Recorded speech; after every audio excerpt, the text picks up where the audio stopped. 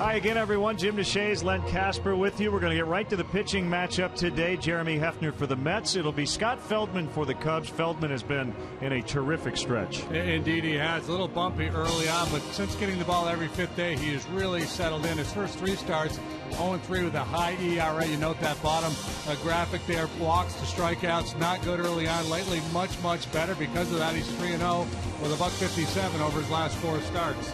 Matt Harvey was terrific yesterday for the Mets. Jeremy Hefner has been better lately, but you see the Mets have not won yet with him on the mound. 7 starts, 1 time out of the bullpen. The Mets are 0-8 every time Jeremy Hefner has been in a ball game for them. But as Len mentioned, better lately. He's got a .333 ERA over his last 4 starts. Cubs are 2-2 so far on a homestand that will end tomorrow. Coming up, Scott Feldman will try to keep the train rolling. Again, 3 wins, a 157 over his last 4 starts. Game 2 of this series is next.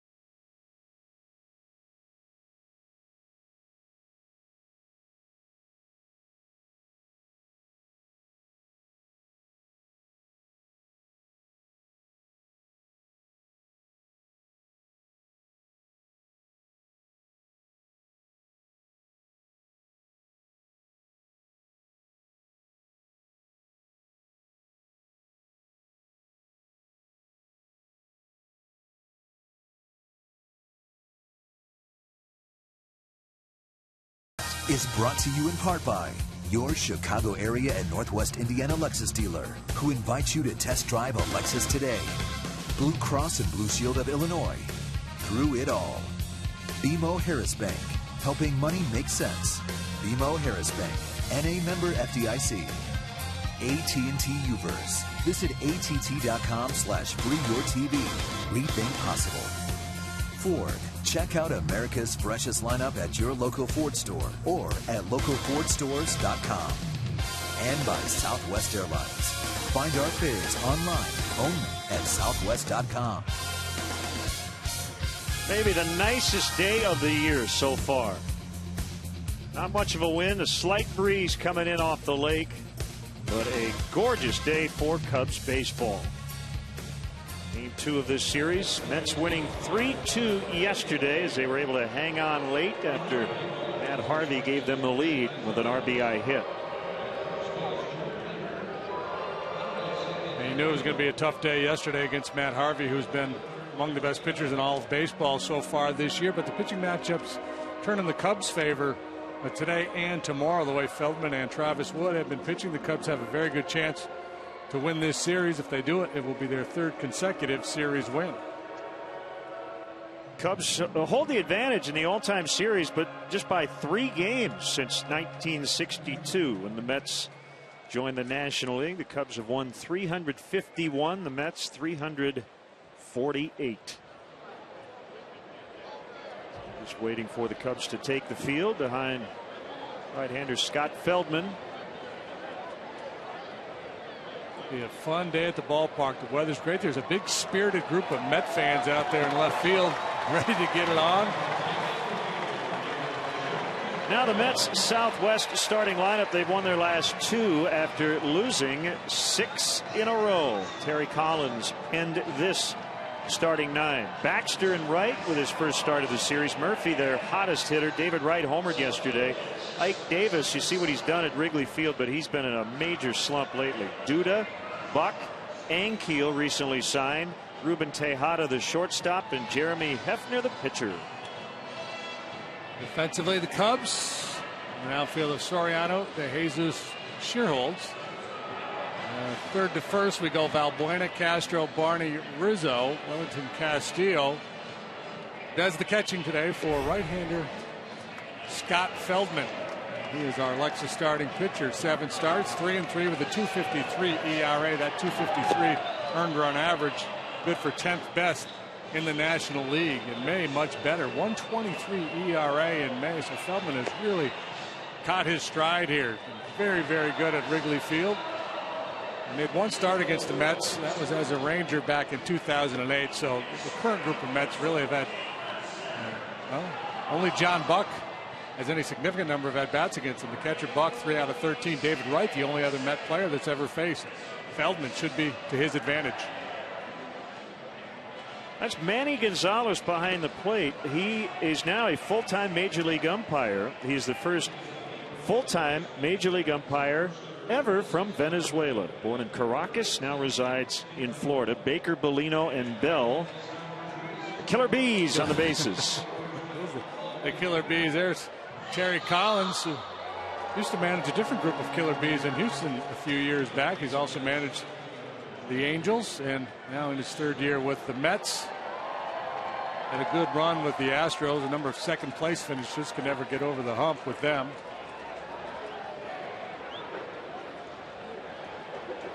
So the left-handed hitting Mike Baxter gets a start in right, and in the leadoff spot it was Jordani Valdespin yesterday. We are underway. That's a strike on Baxter. He was a terrific pinch hitter for the Mets last year. He's 0 for his last 11 going into action today.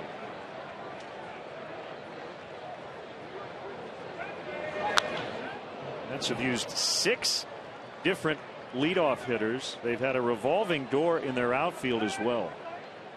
Yeah, just trying to find a winning formula. The outfield has not been very productive. As a group, they're hitting .215. Big right-hander coming back on an 0-2. That's a curveball in the dirt. Feldman 6'7", 230. Turned 30 years old in February. Born in Hawaii, grew up in Northern California. Cubs signed him to a 1-year contract in late November. Swung on and missed. Strike 3. Good cutter.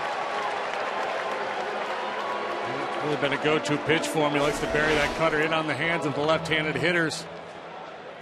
It has a little tilt to it as well. A little depth on this cut fastball from Feldman. He'll go sinker, cutter, curveball, and a change. Change up one, kind of a split finger pitch. Fastball 90 to 92. He's not going to blow you away with mid-90s heat, but his command, his location, and his execution have been outstanding for a good while now. Murphy with a home run, 1 for 4 yesterday. Bounces one over the mound. It'll be charged by Castro, and it hit the heel of his glove. That should be a hit for Murphy. A similar play to the one Castro could not make yesterday, as he knew he had to hurry.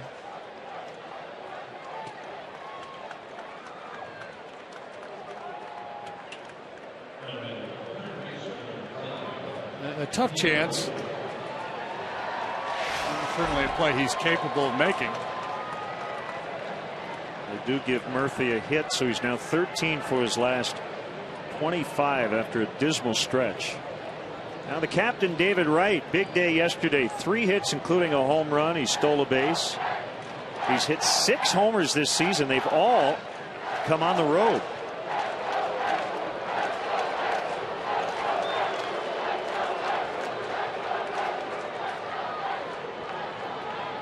And the pitch to Wright is a strike.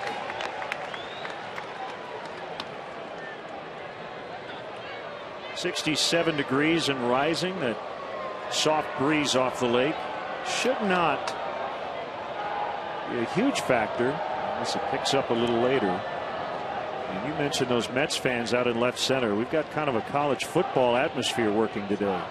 And they were out here early. Foul pop. Rizzo will not have a play. So every time the Mets fans start cheering, Cub fans start booing and cheering in retaliation. And shout them down.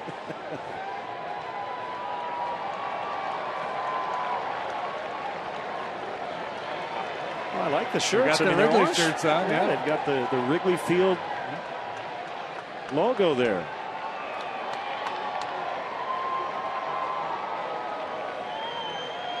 Feldman will check on Murphy.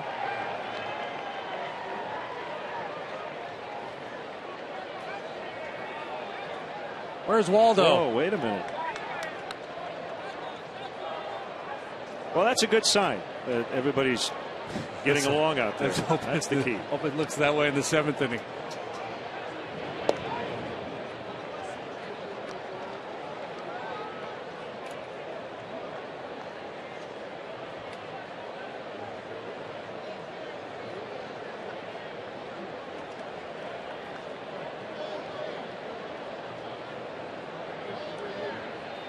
The pitch. Curveball low, 1-2. I like what the Mets have going with their uniforms, kind of back to their classic blue and orange with that gray mixed in on the road. They had added an extra color, black, to their uniforms maybe 13, 14 years ago, but kind of back to that classic look with just the blue and the orange. Murphy runs and right. Lines one out into the gap. Murphy now just able to locate it, and he'll head to third. Murphy got around second and was craning his neck, looking back to where the ball was hit. Yet he had a third base coach, Tim Tuffle, who probably would have told him the same thing. Yeah, some guys just don't want to trust that third base coach. They've got to see it for themselves. He's not looking back into a contact, so you get the sense that was a straight steal there by Murphy.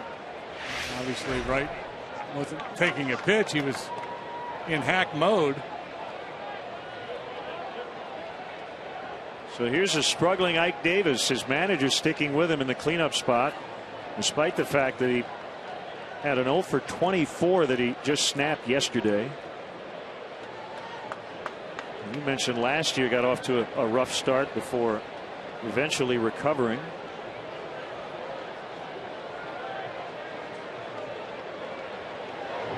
I think the other thing, JD, is just that the Mets don't have a ton of other options right now in the middle of that order.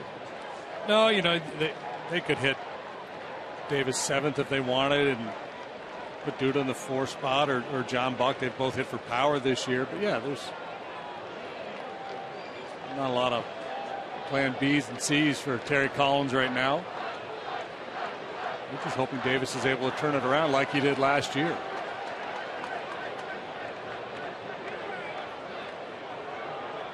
The 0-1 is inside, dropped by Castillo, but no movement from Wright.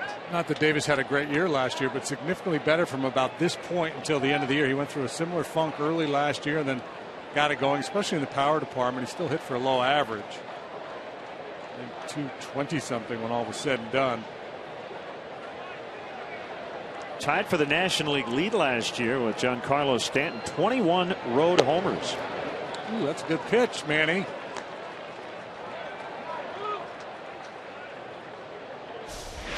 There's this one. Right there. It's a strike, but the catcher's got to reach. And that often. Man, look where he's set up. He's looking right at it. Now we'll give him a pass. It's early. We all make mistakes. Just don't do it again.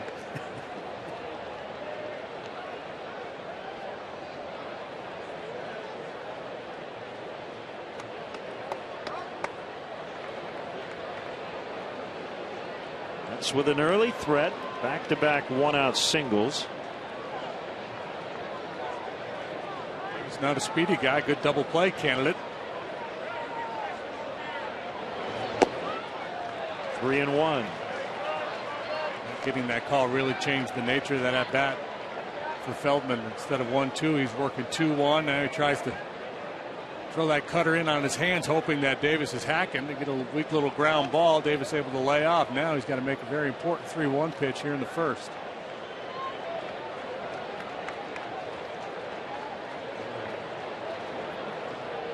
Right takes off for second. Pop fly shallow right. It's going to be caught by Scherholtz. Murphy will hold as Wright had to scamper back to first. So that worked out for Feldman on a 3-1 pitch. He keeps everybody right where they are, 2 down. A nice job by Scherholtz. You see how he squares up behind this ball. Good strong throw, keeping it low where Rizzo is in position to cut it. That freezes Wright, who had to scramble back to first anyway, since he was moving with the pitch. Good outfielder. Trouble with the ball yesterday that proved costly.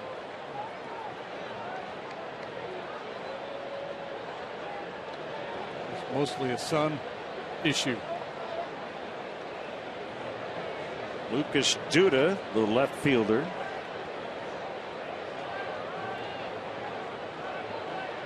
Wright runs again, and Castillo will not throw. Wright gets his second steal of the weekend.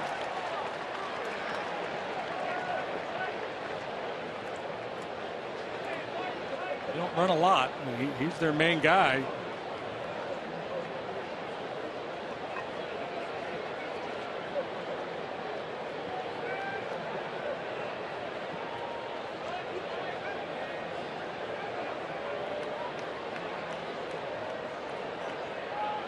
So second and third now, and a 1-0 offering. Cutter in. Talked about Duda's keen eye at the plate yesterday. Very patient. Not hitting for much average, but he's dangerous. He's hit 8 home runs. That's David Wright's 10th steal in 11 tries.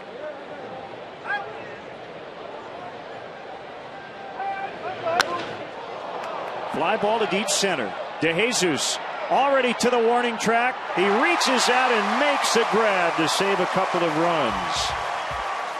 And then he tosses the ball into a Cubs section. Well done. Well the Mets played. fans section of the bleachers. Cubs coming up from Wrigley.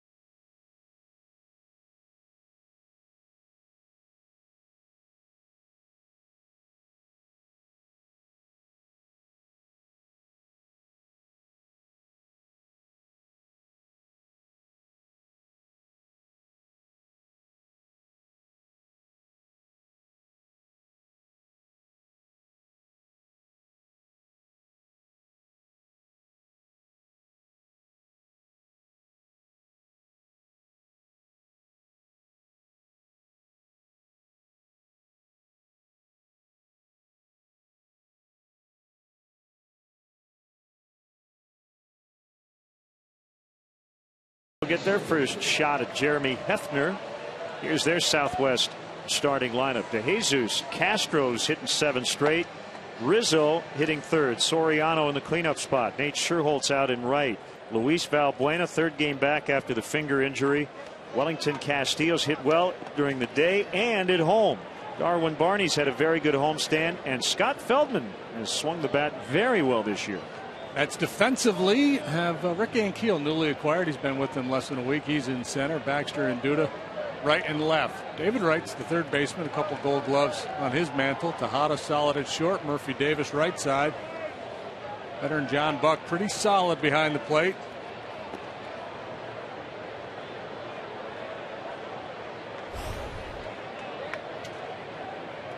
It's Jeremy Hefner, 6'4", 216 from Perkins, Oklahoma. 27 years old. 1-4, 461 for Hefner. Home run's been a big problem for him. He's allowed 8 home runs in 41 innings. That's one of the highest home run rates in baseball. Lefties have fared better than righties against him. In a big way. The batter's hitting .350 against him with 6 home runs. Righties just .182. Got a 4-pitch mix: fastball, slider, curve, and change.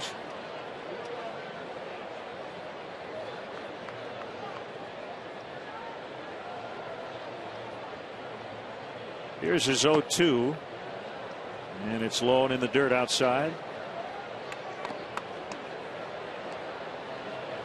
Now there's that breakdown.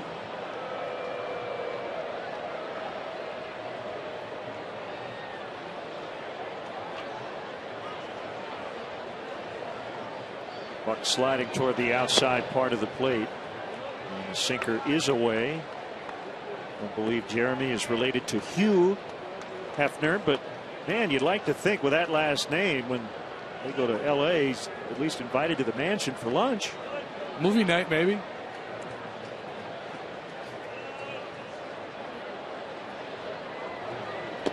Swing and a miss, strike 3. Yeah, good curveball there.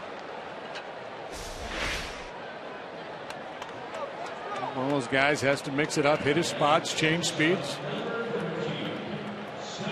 Despite the losing record lately, he's been pretty good. Off-speed curveball there. He's just a guy who does not swing and miss all that often. Castro has 11 hits during a 7-game hitting streak. Swinging away on the first pitch. Who wants it? Baxter.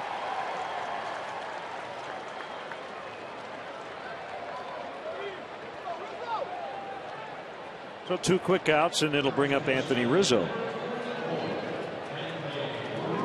And not to get too personal, but I do wonder if Jeremy has a red velvet robe that he likes to wear around maybe the clubhouse before he starts. Lounge around with a pipe.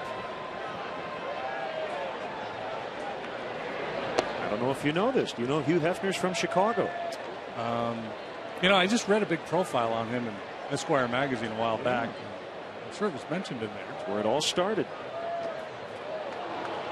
Rizzo missed that pitch by a lot. He hasn't swung and missed that much. No strikeouts in his last 35 at bats, after fanning 33 times in his previous 115 ABs. But he's down now 1-2. A couple bad swings there at the breaking ball from Hefner. I don't know if he's just guessing fastball. I just saw him kind of blinking his eyes there after the first swing and miss.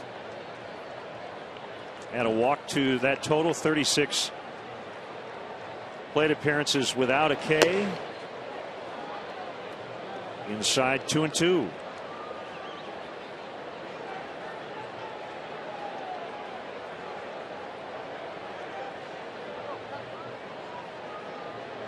There it is. Lined, and a leaping catch by Tejada. That ball was not hit hard, so he had to kind of wake back and time it, which he did perfectly. Scoreless on a gorgeous day on the north side.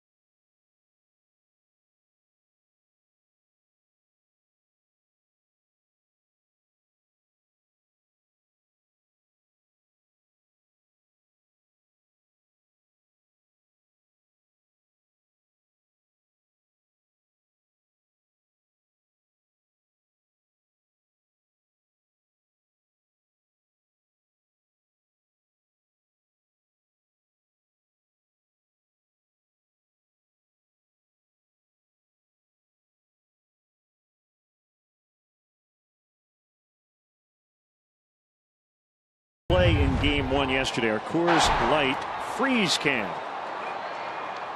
David DeJesus with a solid single to right field. Marlon Byrd came up and threw a missile to home plate on the fly. Darwin Barney was pretty much out of options. David Bell sending him with one out, and David could have had a mulligan on that one. He'd like a do-over. David Bell said after the game, wrong decision. It wasn't close. And the one thing I haven't seen Darwin's lead or his jump, because you think, I mean, the ball was hit hard, but you think on a base hit to right field with his speed, and he's not a speed demon, but he runs pretty well. I think it would be closer than it was at home plate. But I think the real key of that whole play was the fact that there's only one out and you had 2-3 coming up. 2 outs, and you run a guy into an out like that, you think, well, it's 2 outs. Not a bad idea to take a shot. I think that there's an errant throw or a mishandle.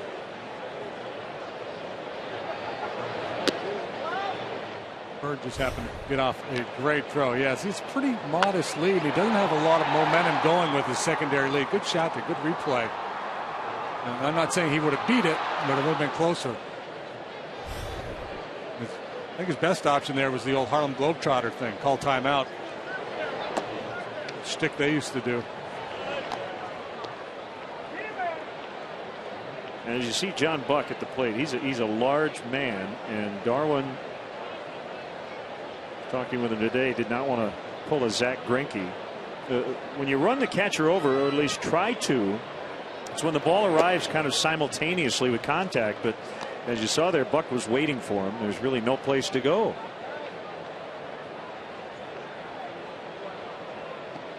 No, and there's some element of self-preservation. Makes a lot of sense to survive to play another day. We saw it with Bryce Harper running into the wall the other day with the Nationals.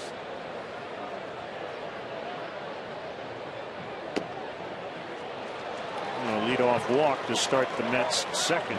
Scott Feldman asking Manny Gonzalez about the location of that pitch. He feels like he's been squeezed at least a couple of times. And last inning we showed you the replay, and clearly it was a strike. Here again it looks like a pretty good pitch.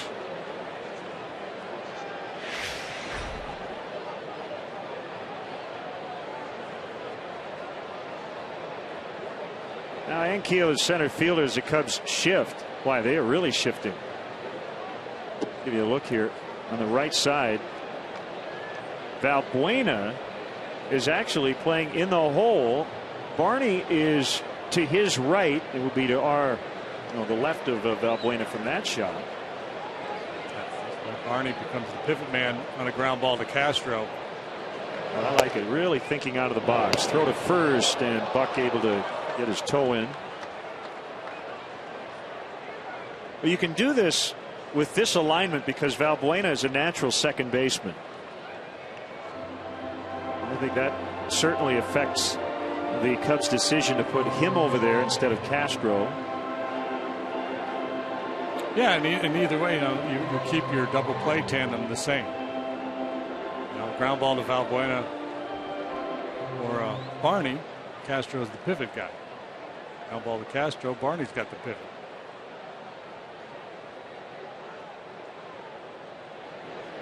Well, there has to be a lot of communication here. I mean, Buck's not a guy who's just going to steal a straight steal of second. That's pulled foul. But if he does, and I think I'm trying to remember who it was a couple of years ago on the shift, just slid into second and then kept on running to third.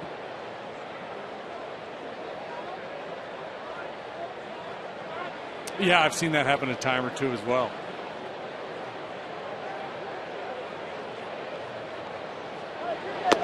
Swing and a miss. 2-2 the count.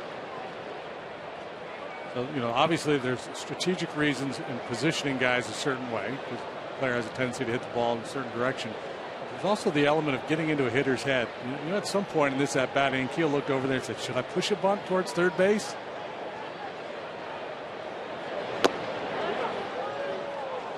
Time you can make a player contemplate something extra, make his mind drift a little bit from the task at hand. It has to work to your advantage.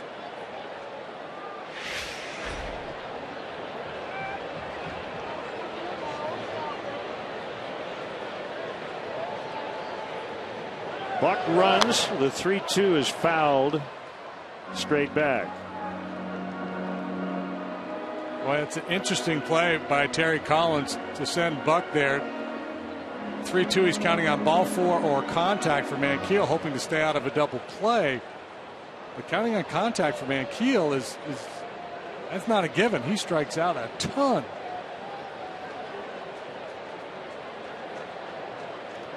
Just trying to push some buttons here. Get this offense going. Runner going again, and that one fouled at the plate.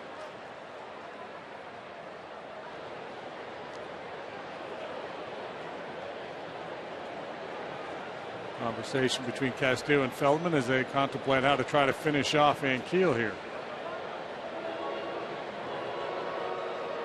Rizzo maybe to check in and say, hey, vary your time a little bit. Buck gets such a big jump.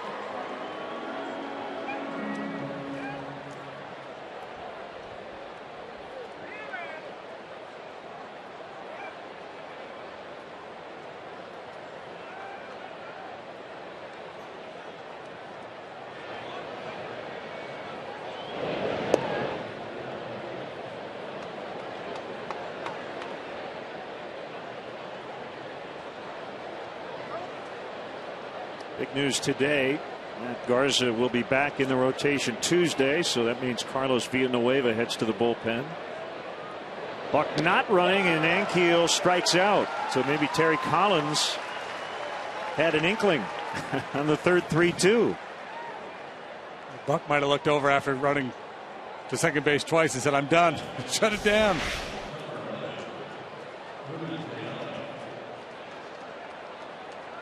Not starting Buck proved to be a wise decision. Would have been a difficult pitch to throw on. Buck's not a real speedy guy. He has 4 stolen bases in his major league career.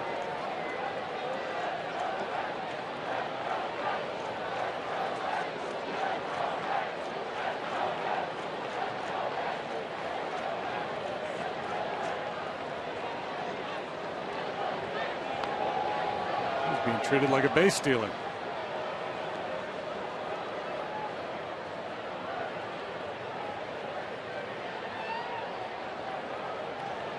Tejada, another cold Met offensive player, 9 out of 54 this month.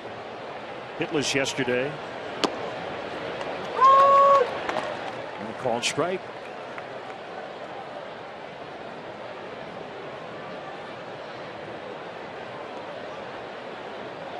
Manager has to contemplate a lot of things as the game evolves, and one of the things you have to think about is the umpire. What kind of a strike zone does the umpire have? And if the umpire proves to be tight, you've got to be thinking that you're going to be hitting in some favorable counts. Not hit that hard, and an error by Castro. Well, it's been a tough series for Starlin. It's a third ball he's dropped. This will be the first error. Might have been thinking about a double play before he even was able to handle the ball. He kind of puts on the brakes here, positions himself to start the double play. Maybe peeking a little bit to find the base runner. I don't know, but clearly a ball you got to handle. And I think he's got to come a little harder. He laid back on that ball. Just go ahead and come and get it.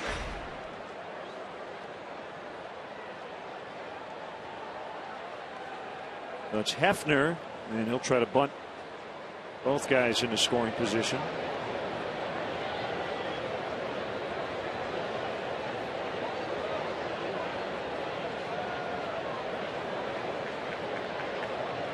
Eventually.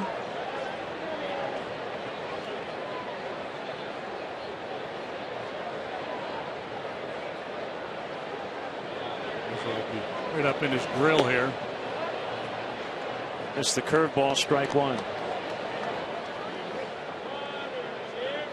Hey, I wouldn't be surprised to see the Mets roll the dice here and let Hefner try a little slug bunt with Rizzo playing as aggressively as he is, and Buck being the base runner at second, a guy who doesn't run well. There comes a point where a manager says, well, if I try to sacrifice here, it might just be bunting into a force play, maybe even a double play.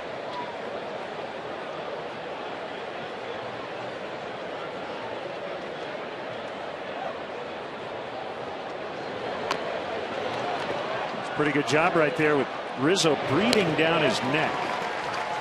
That'll go 2-4 on the sacrifice.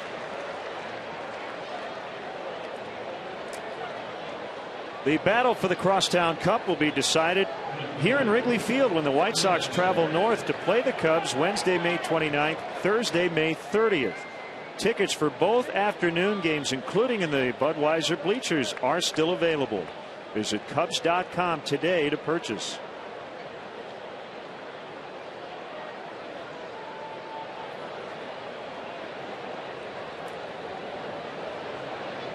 Baxter with runners at second and third, 2 outs. He struck out to start the contest. Seen this situation a lot for the Cubs. They've committed 34 errors, second most in the majors. Dale has pounded home 2 thoughts. One, it makes a pitcher throw extra pitches.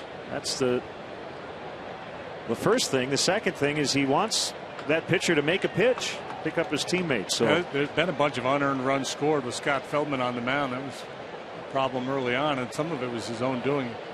A couple of missed plays. He had to work hard early in his last start. He was able to avoid a big crooked number.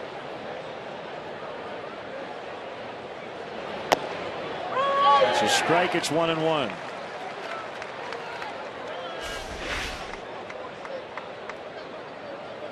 Maybe Manny Gonzalez is just going to call the top of the zone and not the bottom of the zone.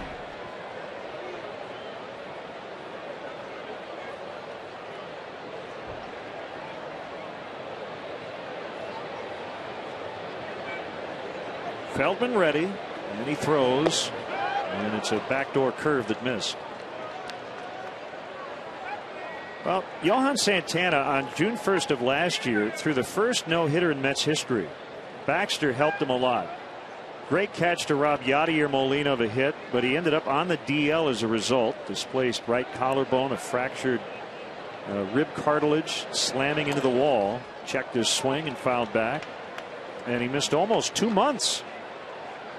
But still a great moment for a guy who grew up just minutes away from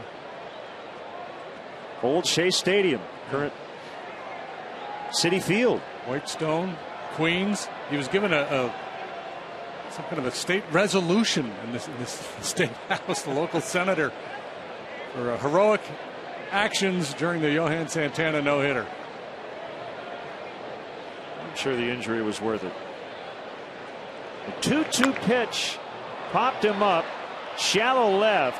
Castro, who committed that error to extend the inning, makes a grab for the final out. So Feldman does pick up his teammate. A couple of base runners in scoring position without a hit, but they do not score.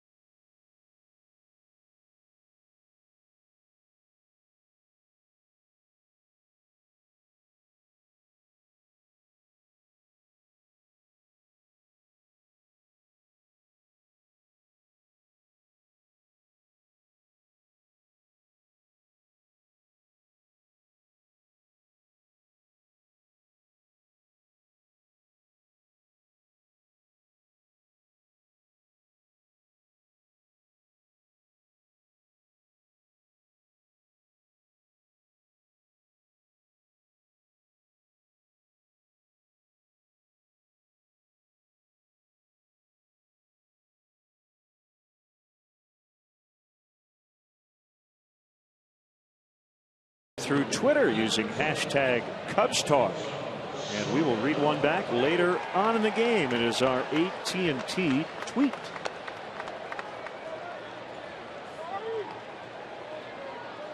Let's take a look around baseball. on this Saturday, May 18th.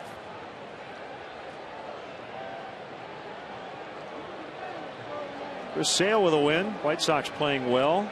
They've won 4 in a row. Paul Goldschmidt with 4 hits, 4 runs, 4 RBIs, and a win at Miami. Justin Upton, his major league leading 14th home run, coming against the Dodgers last night. He'd gone dormant for a while, but recently starting to hit with power again. It's the nature of it. That one just softly served foul down the right field line. Ooh, double scoop of vanilla, please. Soft serve. Sprinkles optional.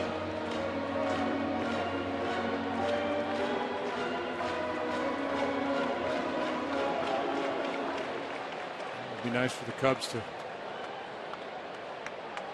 put a little pressure on Hefner here. Feldman's had to work awfully hard these first 2 innings.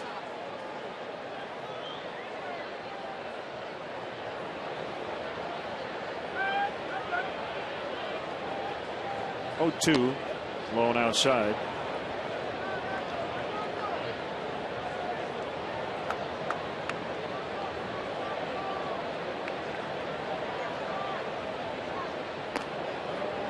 Talking with Alfonso about Matt Harvey yesterday, and he said something, and he had the lone RBI hit for the Cubs against him.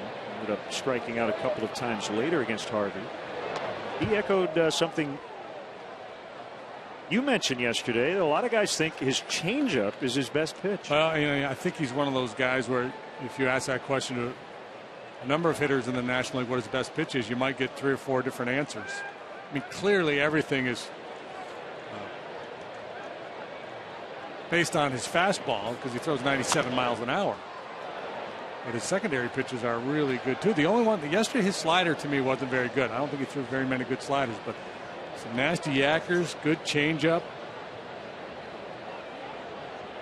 WallStreetJournal.com today with a breakdown of his outing, and they noted that while he normally throws his fastball a lot, that ball will end up in the gap, and it'll send Soriano to second.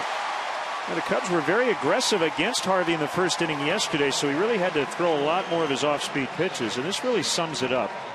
This was the final out of the bottom of the 7th yesterday. If you want to know what Matt Harvey throws, this is the hole at bat against Wellington Castillo. 96-mile-an-hour heater, 88 change, just nasty to the glove side. Then the curveball that was so effective, and one of the better sliders. It was the little tight slide piece off the outside corner to finish him off. But that's an advanced scout's dream right there, to be able to sit behind home plate and see a guy in one sequence, his entire repertoire. Well, good bite on the curve at 83, fastball 96, fill out the book. Let's go get a dog and a cold one. We're done. Runner at second, nobody out. Good chance here for the Cubs as Sherholtz hits a 2-hopper to second. Soriano will trot to third. Murphy gets the out at first. That's the get him over part. Now they need to get him in part. Cash in those leadoff doubles.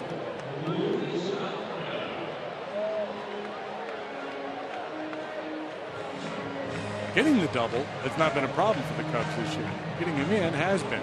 Better late.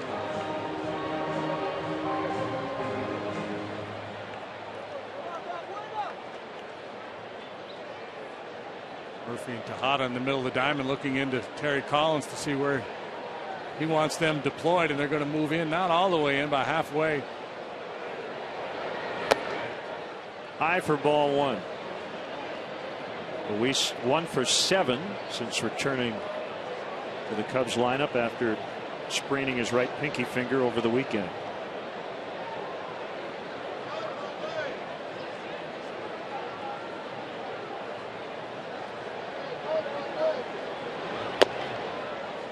Inside 2-0.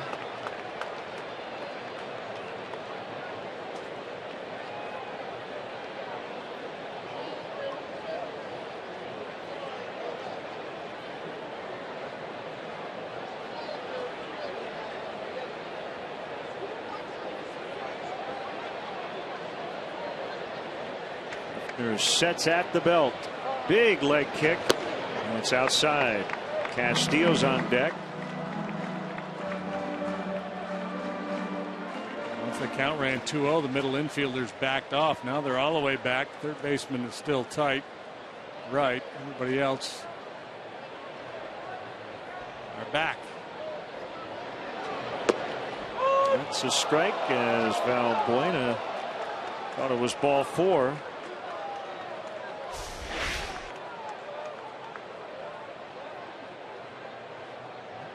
So the pitch tracks. Yeah, we see Manny be a little tight down. Now he's a little generous off that outside edge.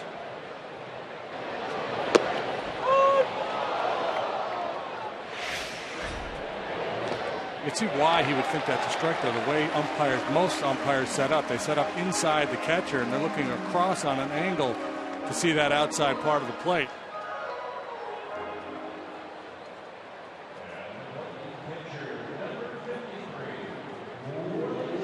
Now the Mets middle infielders can set up shop in double play depth with runners at first and third.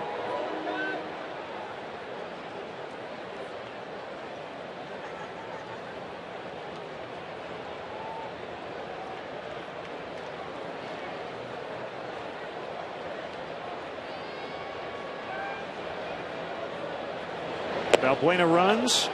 The throw is going to get him caught up in a rundown. Soriano holding for the time being. Still holding. Throw to third. Oh, he got in. So ultimately, nothing happened. A whole lot happened, but nothing happened. Oh, that was fun. You don't even have to put anything in your scorebook. Yeah, Valbuena slams on the brakes. He knows he's got no chance. It's kind of fun here. Murphy loses track of where Valbuena was. And then they take a shot at Soriano, headlong back into third base. Ooh. About as close as it gets. So, ready for an 0-1. That's the kind of play where you're just glad you're doing TV and not radio. You're trying to call that, describe that as it unfolds. Hang with them.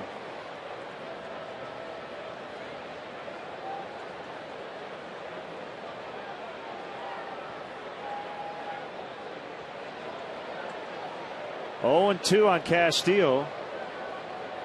The pitch would not chase.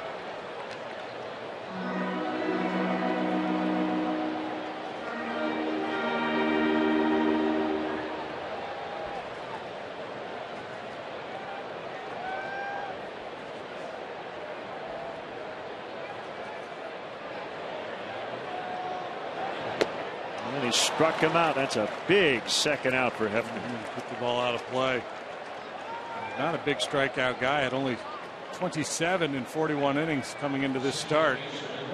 Still trying to sort that play out. Exactly what was going on with Valbuena.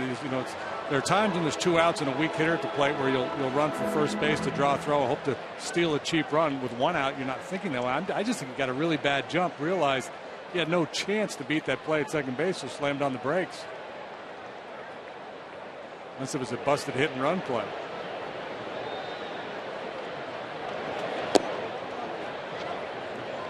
One and nothing on Barney. Yeah, that's a possibility.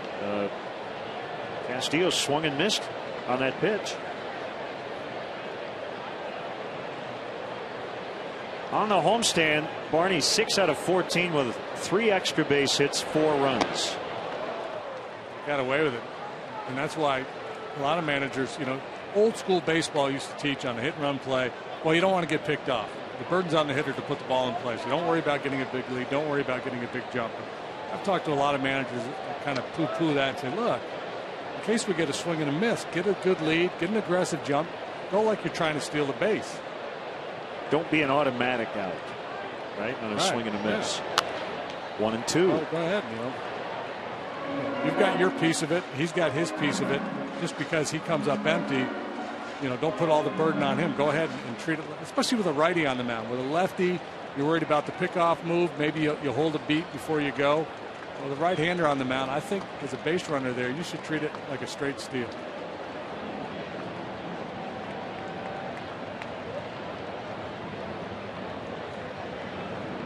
Might not be a bad opportunity to send Valbuena again with 2 outs and a 1-2 count on Barney. And the Mets thinking the same thing.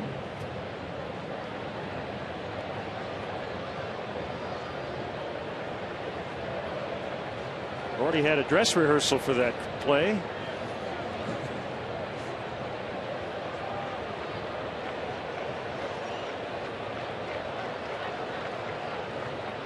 Pitch popped up, and it'll be the shortstop Tejada to end the inning.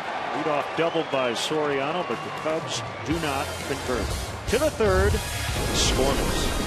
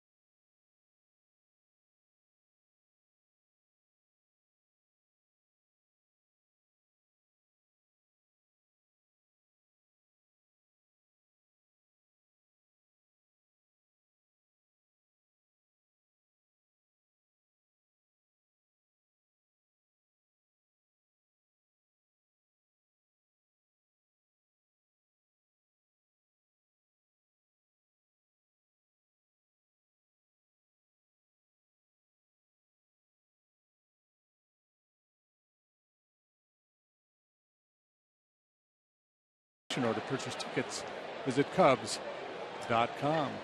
Maybe you could even get in a rundown, get in a pickle. Oh, we used to play pickle. They had softball games. Kids would get a couple of soda cans, step on them, and put them about 60, 70 feet apart, and then play pickle for hours. We used to call it hot box too.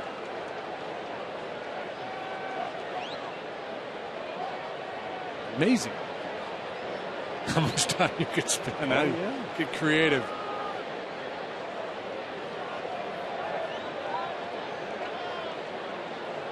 I wonder if they make pickle for any of the gaming consoles. You know, you could get your joystick and you just cranking that baby back and forth. You've just created a new game.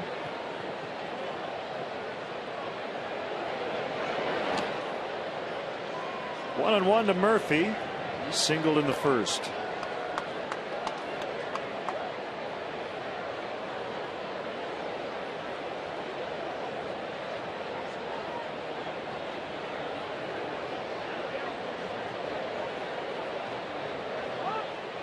Feldman has worked through some traffic as the Mets have stranded 4 through 2 innings.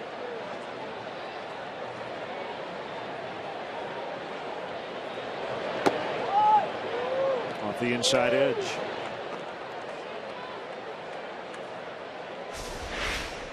Feldman's thrown a lot of quality pitches here today that he's not getting calls on, borderline pitches, or in a couple occasions balls that were clearly in the zone. You just have to stay mentally tough. Hey, somebody made a play. That fella right there. Duly noted. Front row of the upper deck.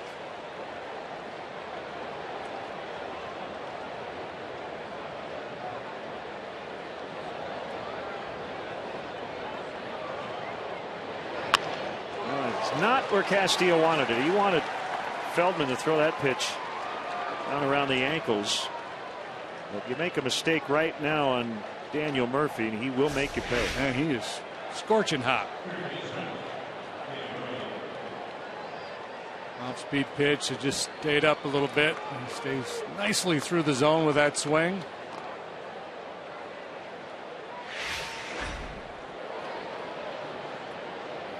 So now Wright, he and Murphy have combined to go 3 for 3 early on against Feldman. Mentioned yesterday, Wright named the Mets captain. So I asked him today, where's the C on your jersey? He said, well, we talked about some different possibilities, but I just didn't really want to stand out. That's a very David Wright type move. Happy to be the captain, but he did not want that letter C on the jersey. And a few teams do that. The Cubs have done it in the past. The Yankees most notably. 12 or 13 guys have made captain over their long history. Did you have a captain on any of your Astros teams? No, I never played on a team with a captain.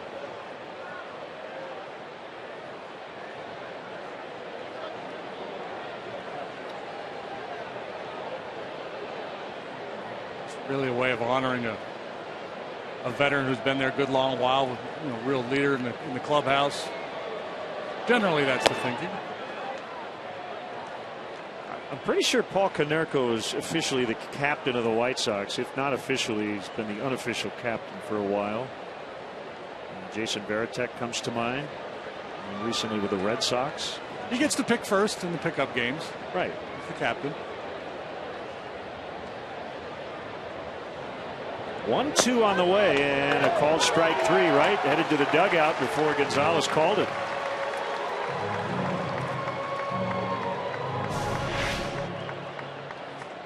Clearly thinking breaking ball, and can't react to the good Swifty. He's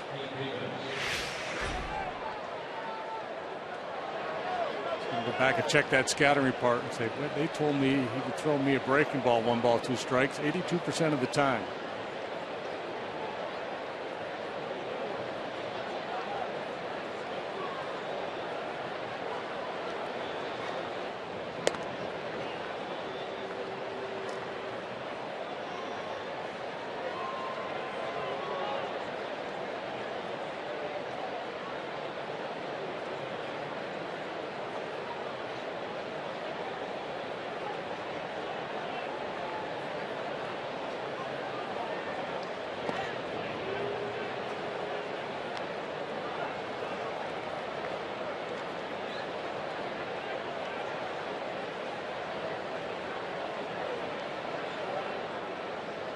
There you go. There's a C on the right sleeve. Mark Grace and Sammy Sosa. Don Baylor named 4 co-captains years ago. Murphy got a pretty good jump, but he's going to be out. Castillo gets him.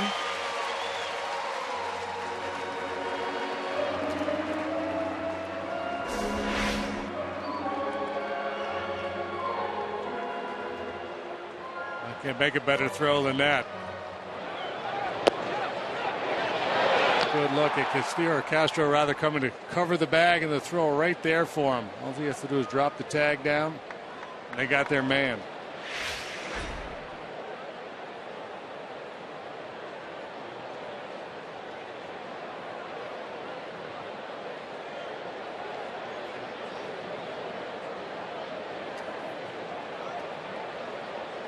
So a 1-0 pitch, and Davis clubs it foul on the right field line. It's the first caught stealing with Scott Feldman on the mound this year. Base runners had been 8 out of 8. Big Scott out there. Big long right-hander. These guys are typically fairly easy to run on. He gave his catcher a chance, and Castillo made a great throw.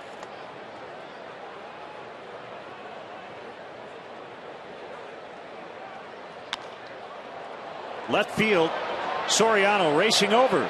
He's got it on the warning track, and the inning is over. Nice throw by Castillo to help out his pitcher. Still 0-0.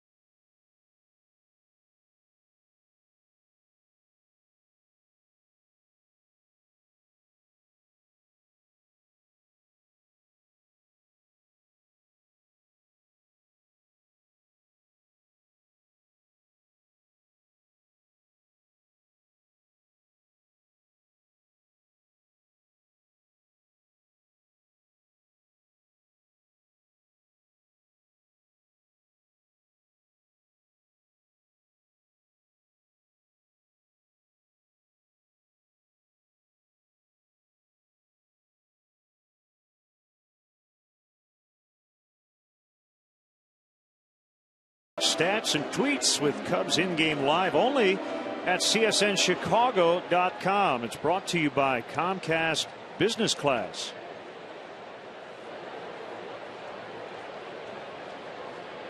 Back to business here. Scott Feldman in his first at bat. It's 2 for 17, but he's had some good swings. Knocked in a couple of runs. Hefner's 0-1 is low and outside. Other early action today. Yankees leading the Blue Jays 3-0. They're in the top of the 4th at Yankee Stadium. Home run for Robinson Cano. Feldman, it's a slow roller to Murphy. One away. Chicago Cubs baseball summer camps offer children ages 5 to 13 of all abilities the ultimate major league experience for 7 one-week sessions in various Chicago area locations. Join fellow teammates for a week of top-notch baseball instruction, exclusive access, and unforgettable moments. Visit Cubs.com/camps to sign your future Cub up today. Weather turning nice. Thoughts turn to summer vacation, summer camps. Sounds like a lot of fun. The Yankees put Andy Pettitte on the DL today. There's more injuries for them. First place Cleveland Indians. They go in to today tied with Detroit atop the AL Central, leading Seattle 1-0 in the 3rd. 6-3 winner in 10 innings last night. Jason Kipnis, Chicago area native, with a 3-run homer to win it. Kipnis from Northbrook, pride of Glenbrook North High School. It's fouled away off to the left. 0-2 on David DeJesus.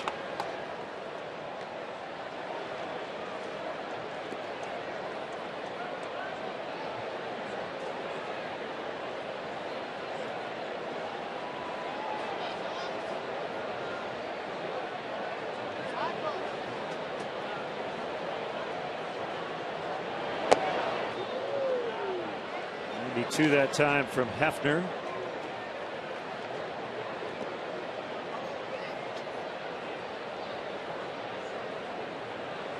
Hefner was taken by the Padres in 07 out of Oral Roberts University in the 10th round. That's got him on waivers from the Pirates prior to last year. Swing and a miss. He got him. Got David's number here. This afternoon, we talked about the damage left-handed hitters had done against Hefner coming into this start, but DeJesus has now been able to solve him. Got on a curveball last time. This is a slider down and in to get him.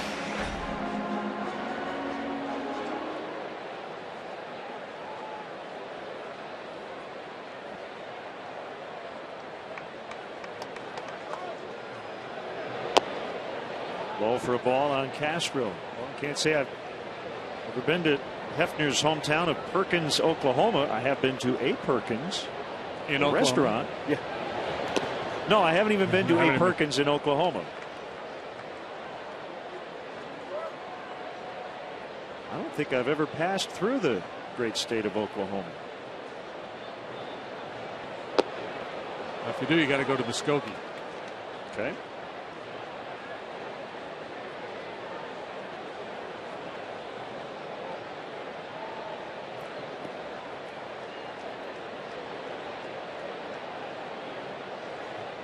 Pitched collegiately at Oral Roberts.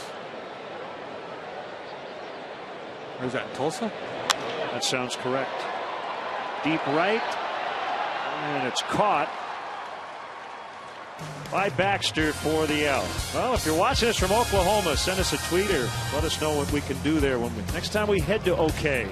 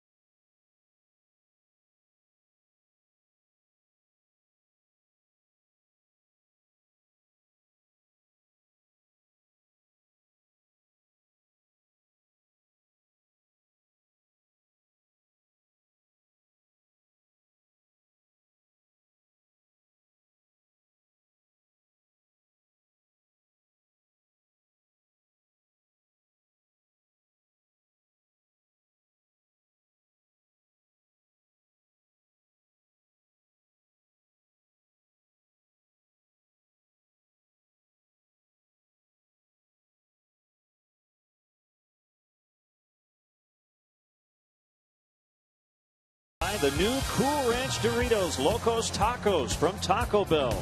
Liv Moss. Menards grounds crew raking the infield dirt as always after the third inning. Scoreless tie in game 2. Mets winning 3-2 yesterday.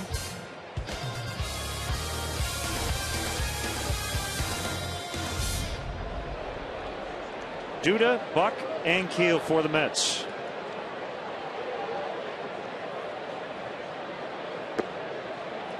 Slow curve. It just keeps clipping along. Under duress early. Took the Mets off the board. Feldman's ERA down to 2.36 after 3 innings.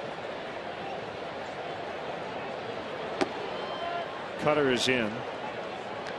Got to work in your term Feldmania. That you used off the air before the game. I like it.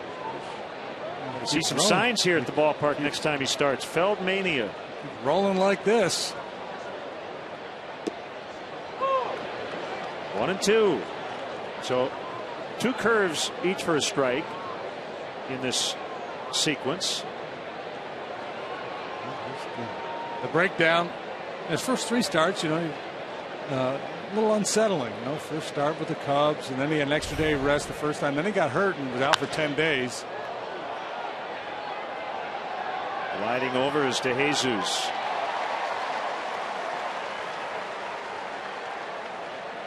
Bring up John Buck. Off to a terrific start.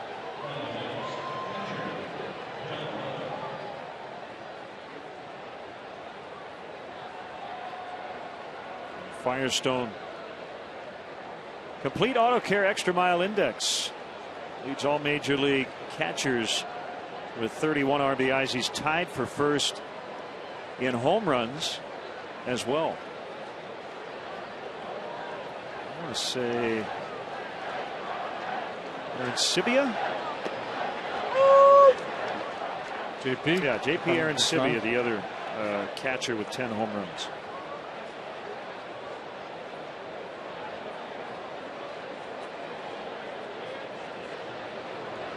And no, I didn't think his name was Aaron Sibby. 0-2. Buck's best home run year. It came in Toronto 2010. He hit 20 bombs that year.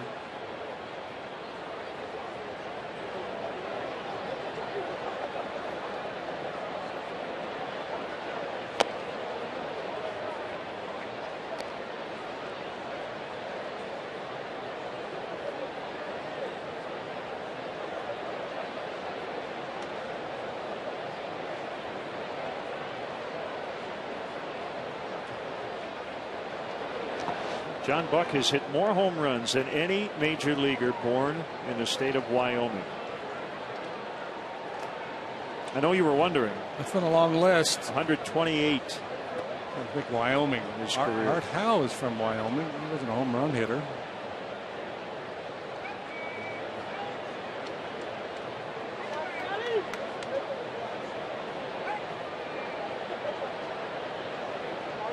Mike Devereaux, second on the list with 105. Mike Lansing with 84, and then drops down into single digits. You're right, not a long list. Oh, so Art, that's right. Art was from Pittsburgh, went to school in Wyoming. Okay. Yeah, he is not on the list. Yeah, he's Tom Browning. Tommy Browning was born in Wyoming. Yeah, Art played football at Wyoming. Balbuena gloves and throws in time.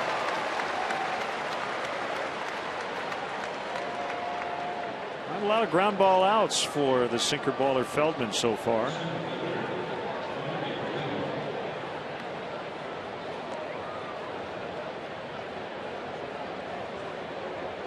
Impressive work he's doing here pitching shutout baseball, despite the fact that I'm sure he would tell you after this game that he feels like it's a really tight strike zone.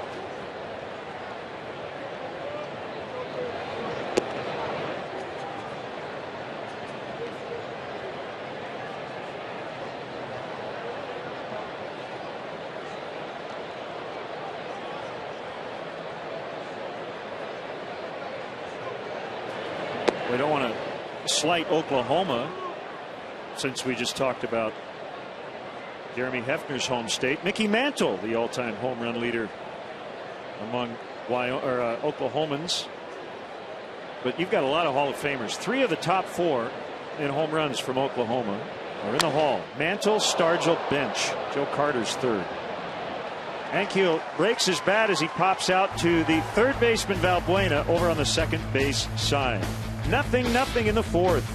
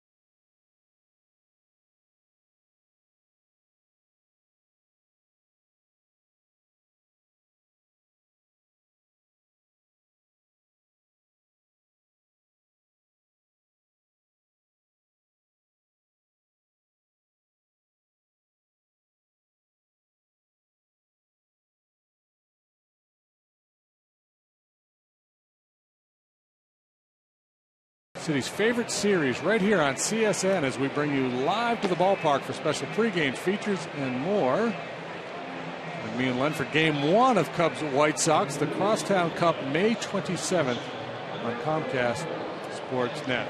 Should be a lot of fun. I look forward to it.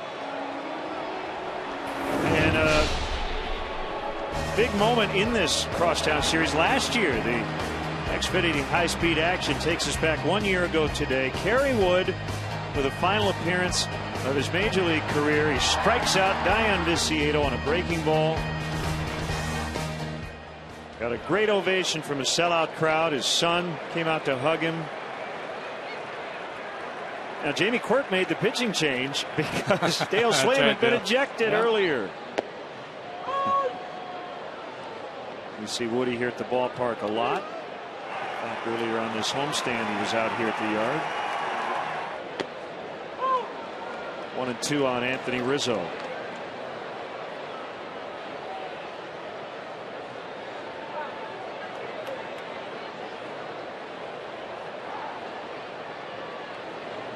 Hefner's pitch. Sliders inside.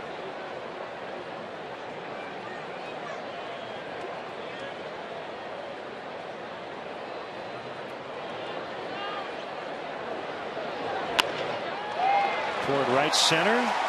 Murphy was shifted over toward the hole on that right side, and Rizzo able to pick up a leadoff single. The second hit for the Cubs this afternoon. Soriano had the leadoff double in the second. They weren't able to cash that in. Albuena walked, and now this single, the only base runners for the Cubs off Hefner. And I mentioned he has been pitching better of late. 0-4, high ERA, but he's capable.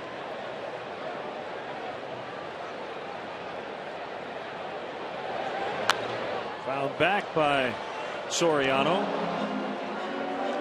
376 home runs, currently tied with Carlton Fisk, who's 69th on the all-time list. Next up, Norm Cash, Jeff Kent for 67th. Be with his next home run.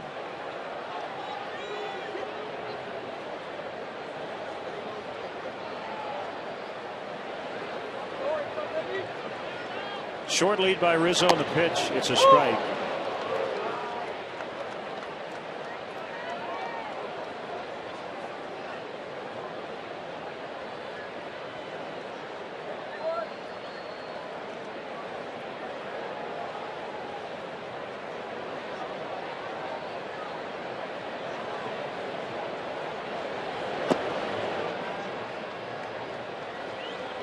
Dylan G. and Travis Wood will go tomorrow to wrap up this series. G 2-5 with a 6.13. Wood 4-2 with a 2.03.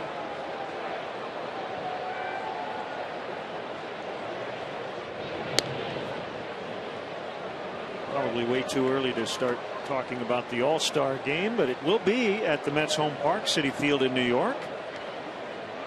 Travis Wood is a guy whose name will be very prominent among pitchers if he continues to do what he's done.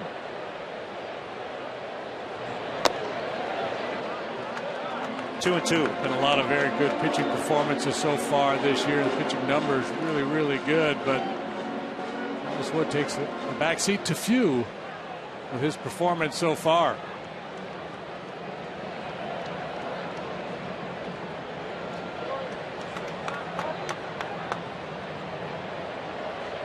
Sneak one in on him. Well, he did. He hit him in the ribs. He got the in part right.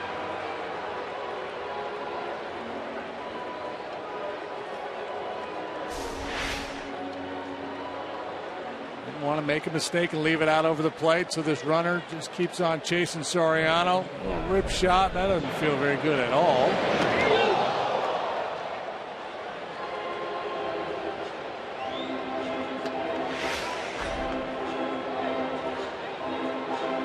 The good news now, 2 on, nobody out. It's a painful way to reach base, but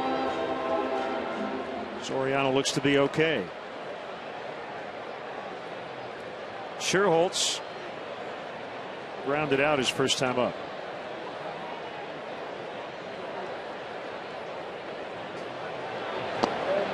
Outside for a ball.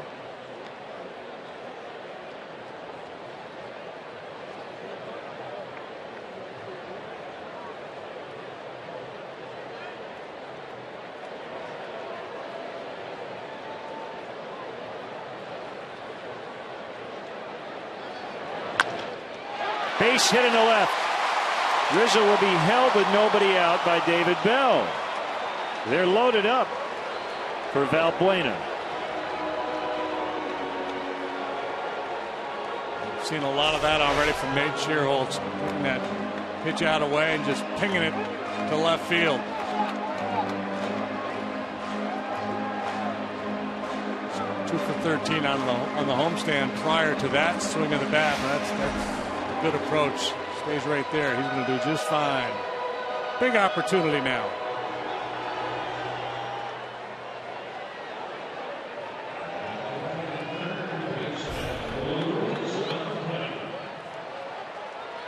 Our AT&T UVerse multi-view. There are your base runners.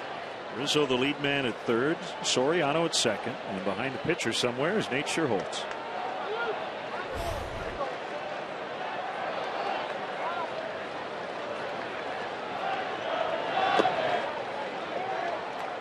Third ball for ball one.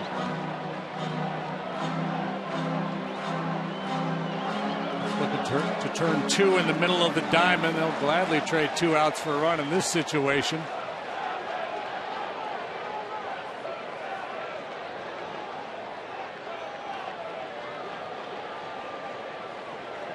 The pitch fouled away.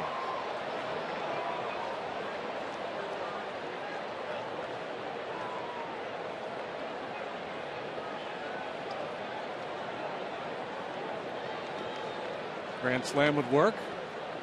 He's had one of those. Settle for a 2-run single. Cubs have not hit one this year, nor have they allowed a 4-run homer. 1-1 to Valbuena. Good cut, and he fouled it back. They're relying heavily on the fastball here, and Valbuena's a pretty good fastball hitter. Well, you'd like to get something done in this at bat, because if you don't, then that sets up a potential inning-ending double play. Castillo on deck.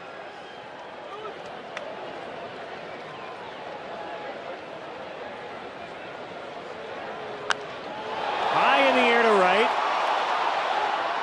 Baxter's got room. Trying to get behind the ball, and 2 runners will advance. It's a sac fly for Valbuena, and a 2-for-1 as Soriano heads to third. 1-0 Cubs.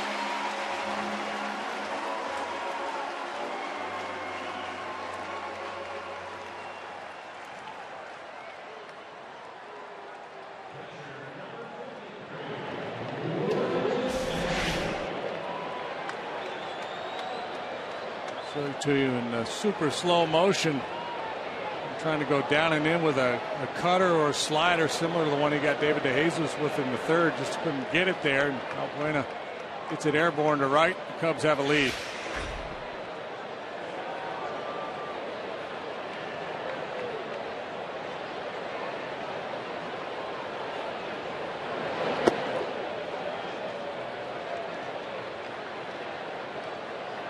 Winton has bounced into 4 double plays this year. He'll be thinking about trying to stay inside the ball, get it airborne. The sacrifice fly would work just fine right here.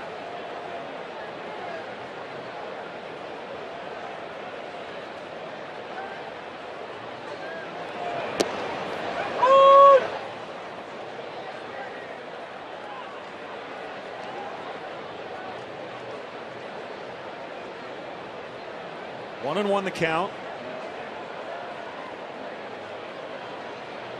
Hitting coaches will tell a guy in this situation, look middle away early. Just try to stay through the ball. Don't roll over on it. Just try to stay through the ball. Hit it in the air with some authority out there towards center, right field. That would get the job done. And that approach would serve you well. And it throws you a hanger. You could hit it hard.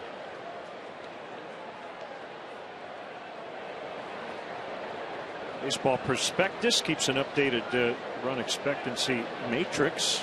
So far this year, teams have averaged 2.24 runs after the bases were loaded, nobody out. And they get their 2. Castillo with a base hit. Soriano is in. 2-0.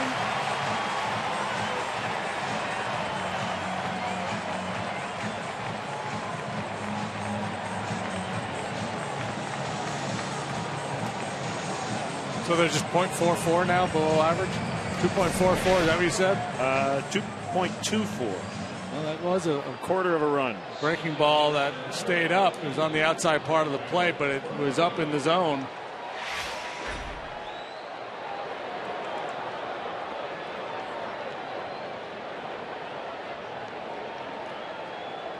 We talked about it on our broadcast this year about that run expectancy, the idea of getting a run, but in terms of how many runs, it's all about outs. The base running situation matters, but it is way more important to get those guys on with nobody out. If the bases were loaded with 2 outs, teams score under a run per inning in that situation. 0.709 this year, but well over 2 with the situation the Cubs just had, and they've been able to convert. Well hit, and coming over will be Ankiel to make the catch. Runners will head back. 2 outs, and it's the pitcher Feldman now with a 2-0 lead to work with.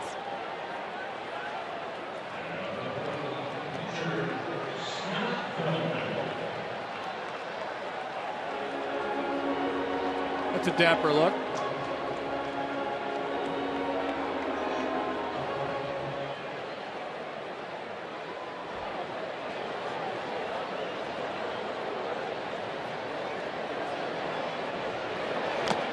Good swing. Well, we often talk about the sacrifice bunt, and this season you get a runner on, nobody out. Teams have scored 0.83 runs. With a runner at second and 1 out, it's 0.66 runs. So in other words, you score more runs by just swinging away, not giving up that out for a base. That's why. And that usually holds true, yeah. right? Yeah, and that well obviously once you start giving up outs, the likelihood that you have a big inning goes way down. So you give up that out to move that guy to second base, so the chances of having a big inning go way down. So the bunt really, to me, is it's a pitcher or a real weak hitter, and or late when you just need late one. Game, 1 run play. That's deep, and Baxter won't catch it. The Cubs are going to get a couple of runs. Scott Feldman with a 2-run double. 4-0.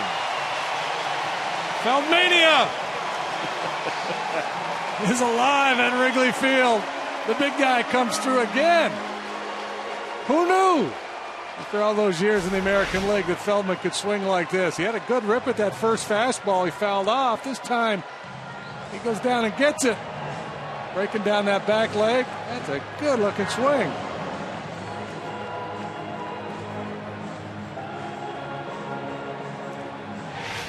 They've broken it open, and their pitching coach heading out. It's Dan Worthen.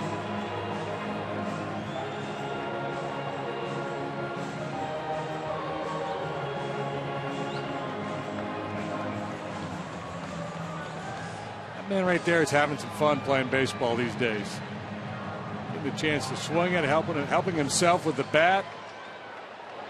A couple of starts ago, he had his first Major League complete game ever.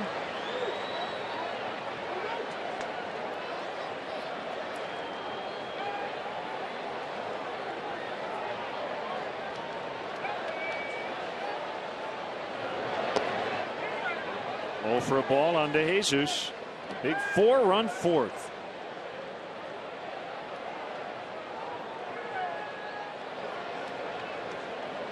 Anthony Rizzo said it earlier this week.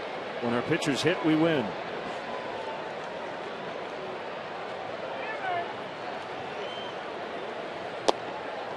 Could you hear that in the visiting clubhouse, that meeting? Hey, we got to shut down their pitchers hitting, and then we'll beat this club. Say what?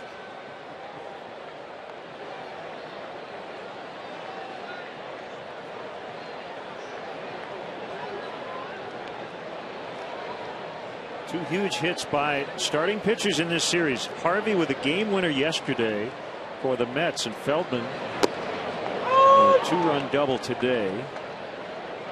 No, it doesn't happen all that often. That's what proponents of the DH say. A righty and a lefty up for the Mets. Marja hit the 2-run home run in his start against the Rockies the other night.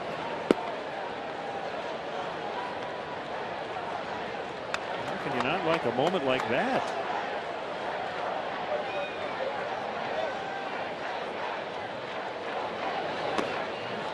Three and one. There's obviously the strategic component of it when the pitcher's in the lineup and you have to decide whether to pull him, hit for him, things of that nature. But two, a guy that can handle the bat and has a chance to stand out above other pitchers.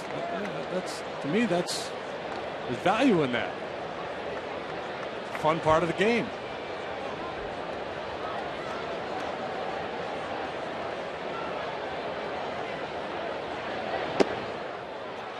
Jesus takes a free pass.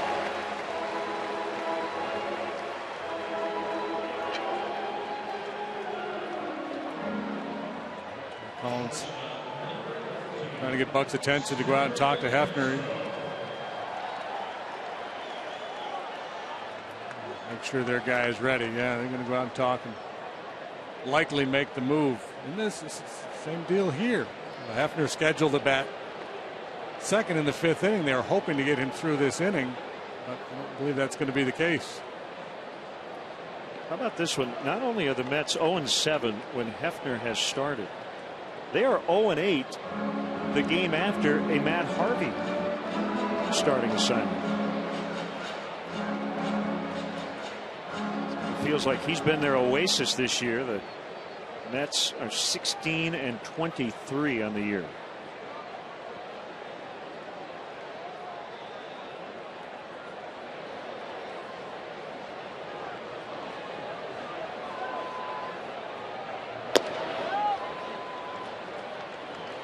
Plate ball one on Castro. 9th Cub to bat this inning.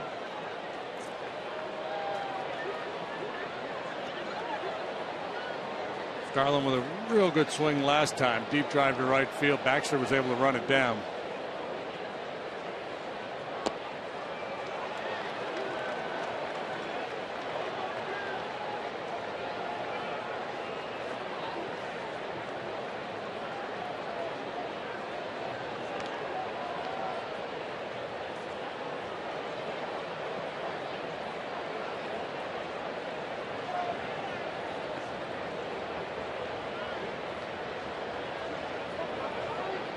Hefner's 2-0. Popped into right. This is going to be the 3rd fly out to right for Castro today. But his teammates helped plate 4. 2 of them coming on the Feldman double. It's 4-0 Cubs.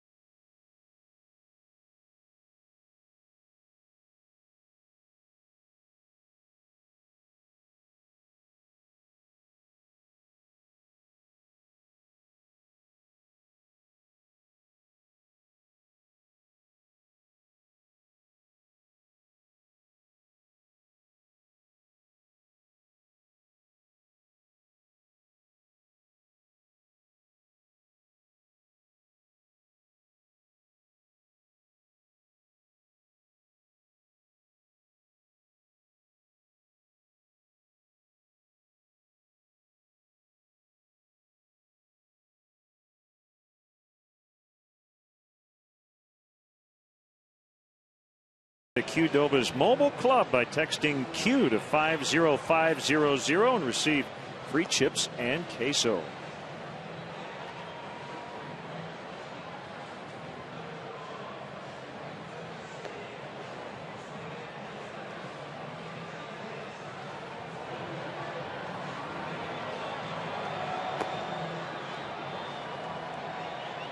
It's 4-0 as Feldman gets ready for the 5th.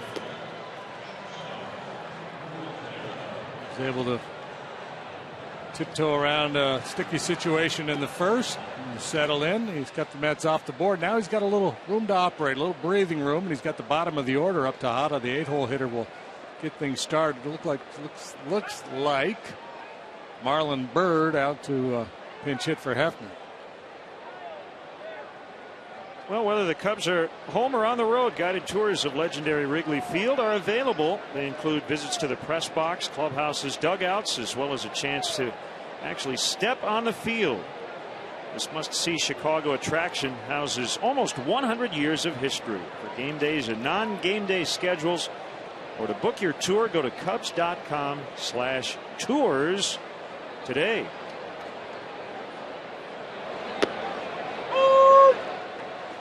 Called strike on Tejada.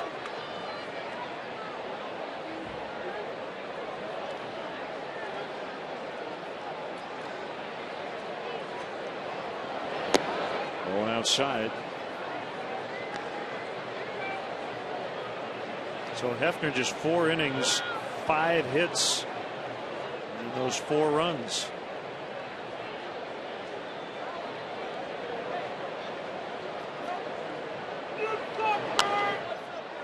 Fouled off to the right. Nice to get this one and then win the series tomorrow before heading off to Pittsburgh and Cincinnati. 2 clubs that are playing good baseball. They're really good in their home ballparks. Collectively 30-14 at home, the Pirates and the Reds. Up and in on Tejada.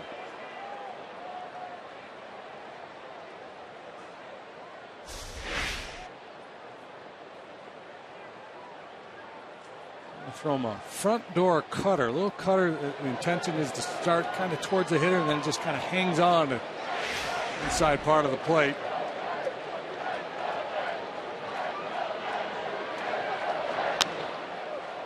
Lazy fly center field. DeJesus battling the sun, makes the catch. Time for our AT&T tweet of the game. That's it. That's all you need to know. Feldmania.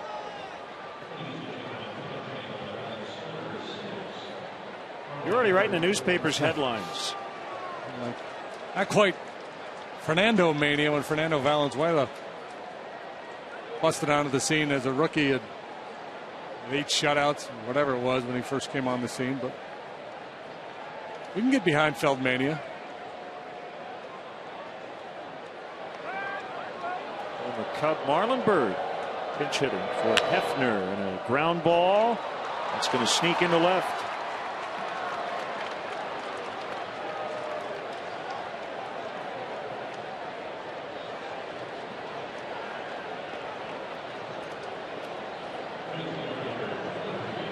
Bring up Baxter. And they struck out and popped to short.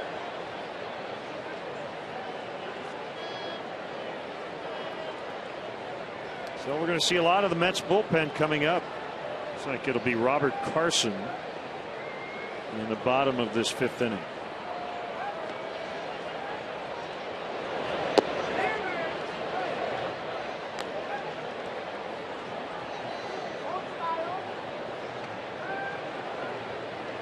Baxter hit for a decent average last year for the Mets, not for a whole lot of power. He's a patient guy, he'll take his walks.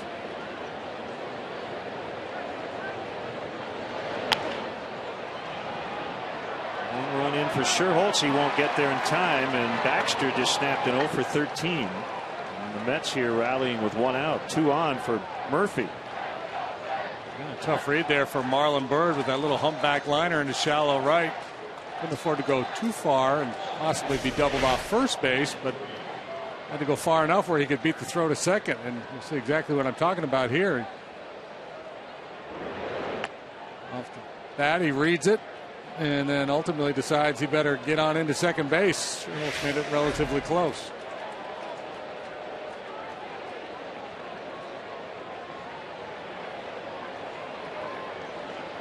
Murphy already 2 for 2. That time he gets the knee-high strike call.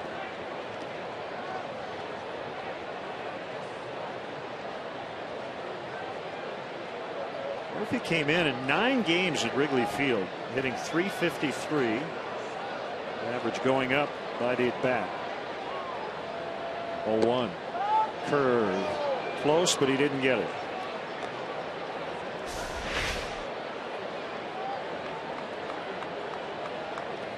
Holding it a good long while there, trying to buy a call for his pitcher.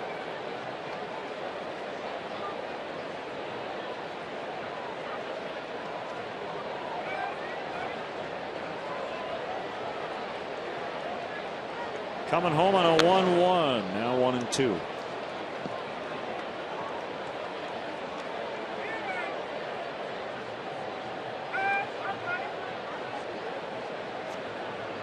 See the Mets coming up next month.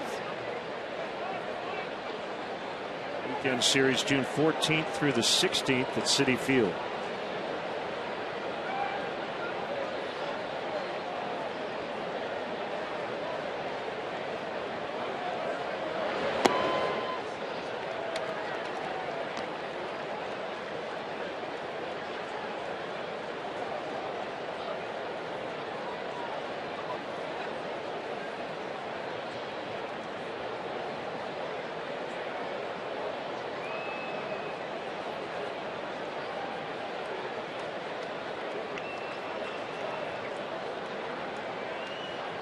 Swing and a miss. He got him.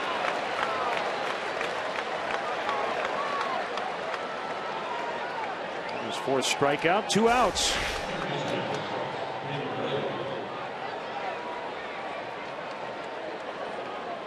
Well, it's been a big pitch for him. Outstanding run he's having.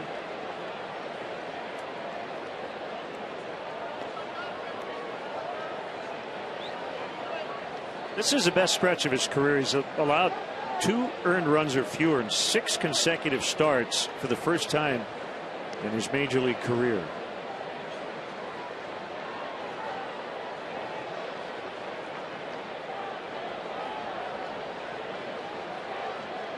Not out of the woods yet, and it's David Wright, but first we'll check on Bird at second.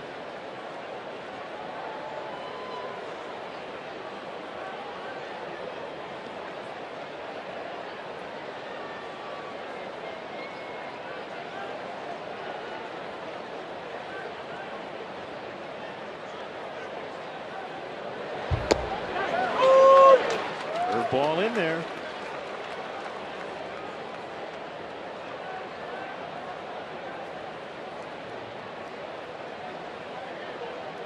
Right, the type of hitter you're really hesitant to give into, and certainly in this situation, even though it's still just the 5th inning, Mike Davis on deck, who's really struggling.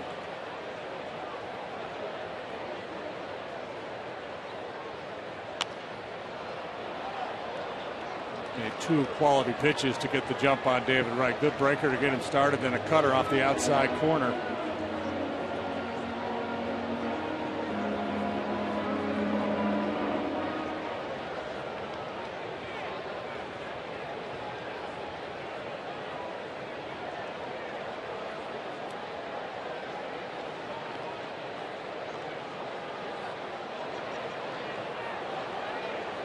Too many empty seats here today.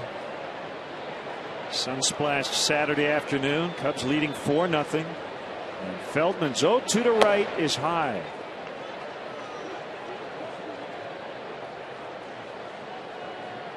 Changing the eye level with that high fastball, right? 441 with runners in scoring position. Takes on a lot of responsibility in this lineup, especially with Davis struggling behind him. So as a pitcher, you want to take advantage of that. You know he's looking to drive in runs here. So see if you can get him to chase. Chase right there. Look out.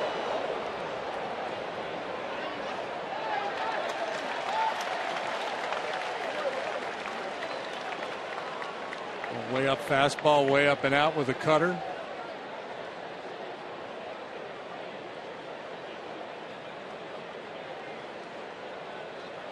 Got him in swing mode right now.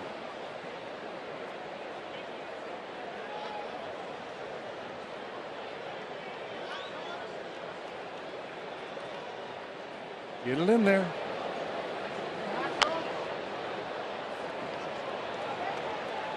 Pretty good battle here. A pitcher who's really executing his game plan, and a good veteran hitter who's looking to drive in a run and looking to expand his zone to get it done.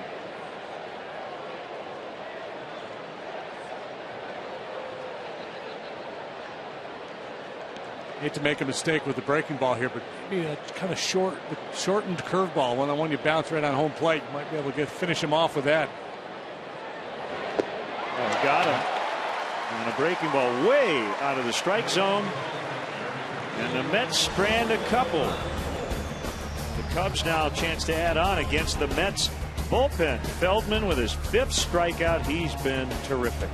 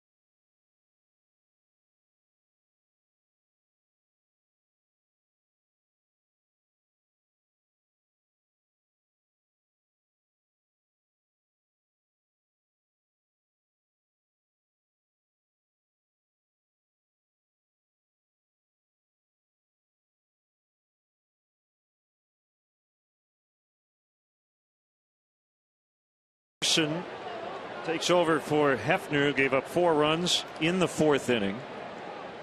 And he's facing a left-handed hitter, Anthony Rizzo. Outside, ball 1. Well, good call on that breaking ball, partner. It's exactly what Feldman used to get David Wright. Really chased a bad one. Yeah, you can tell sometimes when a hitter's just kind of, as I said, they get in swing mode. Deep to right. And gone. A laser beam home run for Rizzo. 5-0. Home run number 10 for Anthony Rizzo. One of the running themes the first couple of months of the season has been Anthony Rizzo and the work he has done against left-handed pitching. He struggled against him last year, but that was last year. This year, it has not been a problem. One did not take long to get out of here. Our forward home run replay showing Anthony Rizzo with number 10.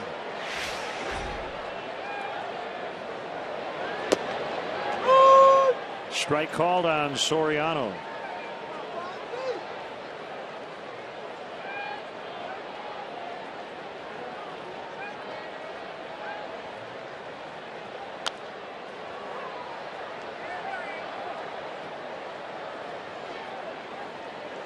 John Hamer, lifelong Cub fan, celebrating his 47th birthday at the game today. He's with his brother Billy. Happy birthday, John.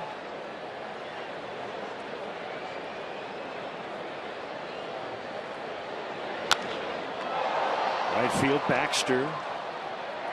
There's a few steps to his left and in. Cheer on the Cubs as they host the Mets tomorrow, May 19th at 1:20 p.m. First 5,000 kids 13 and younger at the game will receive a mini Cubs player figurine. Compliments of Pepsi. Then after the game, the first 1,000 children 13 and younger will have the chance to run the bases. For more info or to purchase tickets, go to Cubs.com. He qualifies. Yeah. And Sherholtz whacks one out in the center, but it's caught by Ankiel. That home run allowed by Robert Carson. The 7th home run he's allowed this year. He's pitched now with these 2 flyouts, 9 2/3 innings. Talk about Hefner having a high home run rate. This guy, very difficult time keeping the ball in the yard.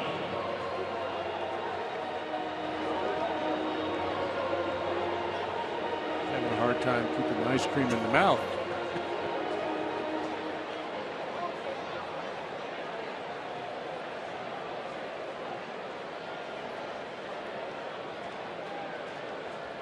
Two outs and Valbuena makes a slider low and outside.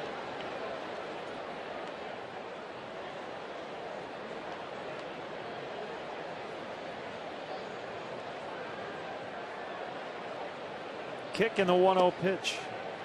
Another slider missed.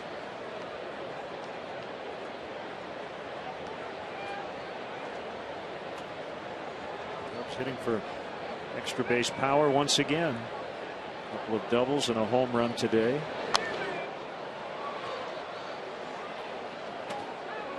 Now, you know, the question that was asked a lot in spring training during the offseason and in the early days of the season, how are the Cubs of 2013 going to be better than 2012? And I think a lot of us thought, well, the starting pitching has a chance to be better.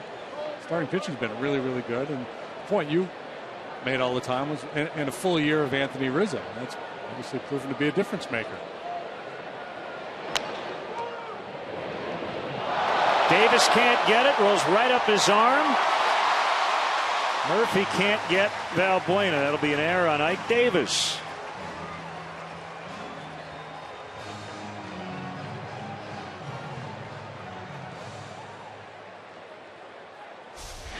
Not going well for Terry Collins in his Mets here today, and Davis just clanks it.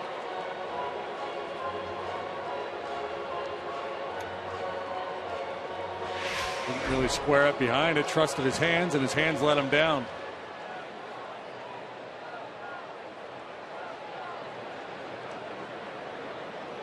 Castillo has struck out, knocked in a run, and scored once. Now, it was 8th RBI in the 4th. The cynical fan, and there's probably a few of them watching the game today. No. Let's say, wait a minute, Deshays. We're talking about the Cubs being better. They're 17 and 24, and they're 10 games out of first place.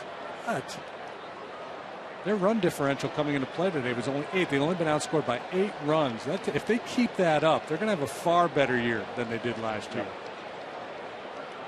Well, their Pythagorean one loss is actually a game under 500, 20 and 21, based on that run differential you mentioned. And it's actually down to -3 with the 5-0 lead in this one. The latest run coming off the bat of Anthony Rizzo, the line shot to right, 5-0.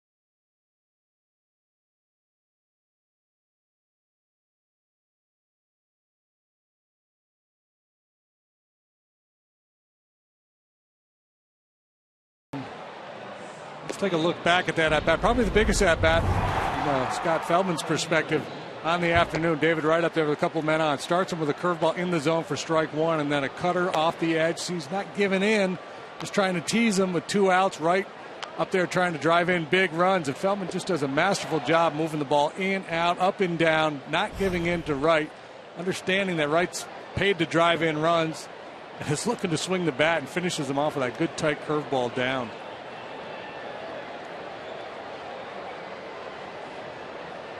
Davis leading off here in the 6th. Slow curve at 71 just outside. My good friend Dave Otto will conduct the 7th inning stretch a little bit later on. Tall lefty.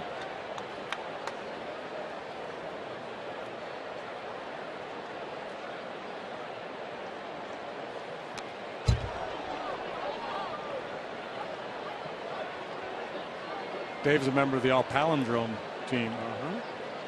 He and Toby Hara. Rob Nen. That enough to make a club? Yes, there are 3. Mark Salas. Oh, nice. 2-1.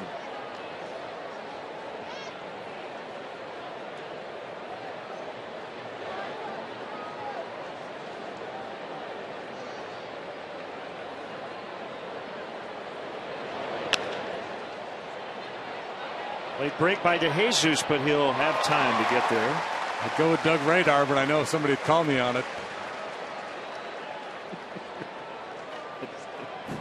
Close enough.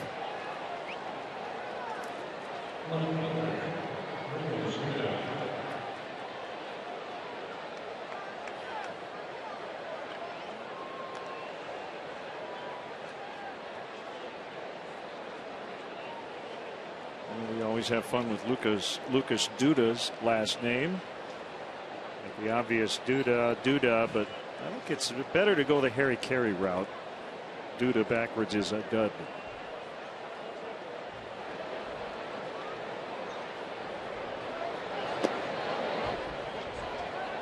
Ball 1. Duda. What do you suppose what ethnicity is reflected in the name Duda? Do not know. There's a dude.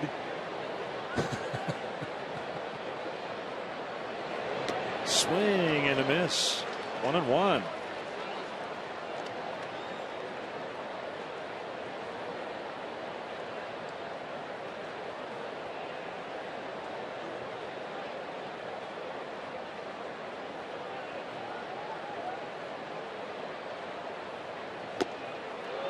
One and two. According to the Google machine, the Magyar Duda, or Hungarian Duda, is the traditional bagpipe of Hungary. Maybe it's Hungarian in origin.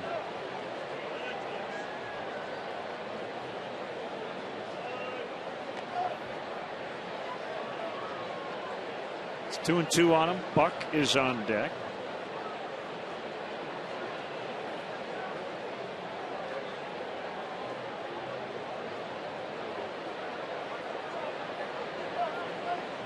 Here, Duda, name meaning Polish, Ukrainian, Czech, and Slovak. Base hit. Let the game interrupt my research on the name Duda. A nickname for a player of the bagpipes. So there you go. Okay. We're going to go with that. Yeah.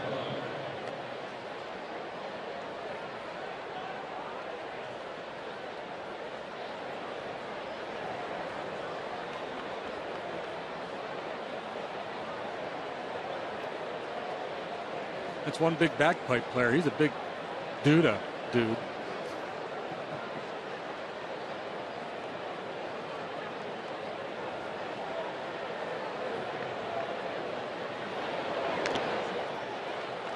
Got a piece of it for strike one.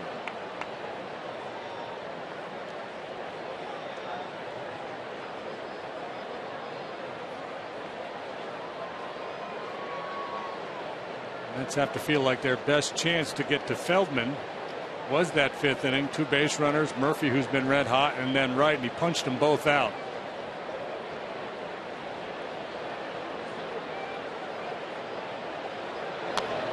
Guys can lose it in a hurry, but if you're in that Met dugout watching Feldman pitch, the way he's been able to execute his game plan here today, you're probably thinking, well, if we can just scratch a run or 2 out against him, maybe get something done against the Cubs bullpen. There are times when a starting pitcher looks vulnerable. There are other times where he appears to be in complete control, and right now the latter is the case for Feldman.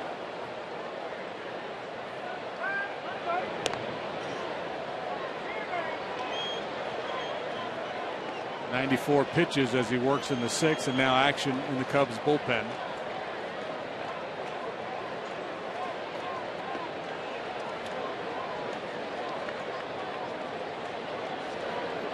Two strikes on the Mets catcher, John Buck. On the ground, they'll try to turn it here. 5 to 4 to 3. That's it. Mets done in the 6th. Still 5-0 Cubs.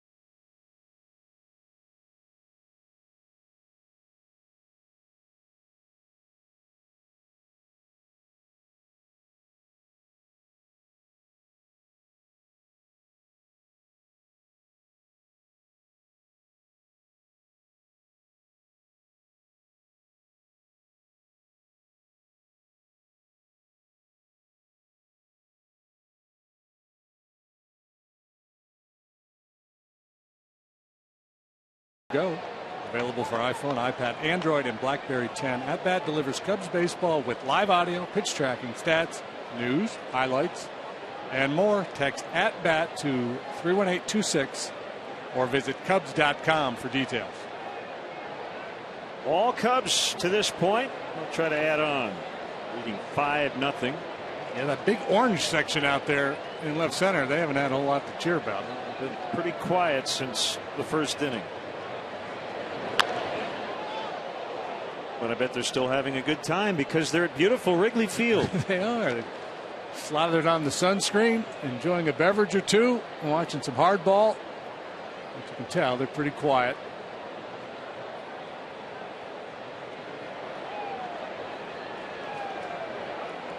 They've been subdued by Feldmania.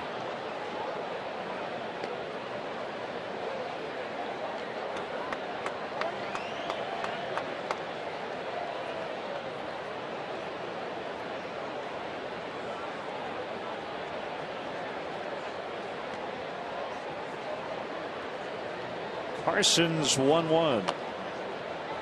Squib right back to the pitcher.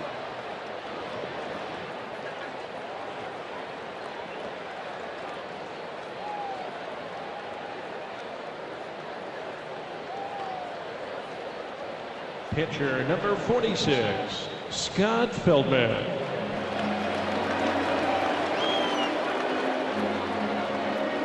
Feldman pitching a shutout and a 2-run double in the 4th inning.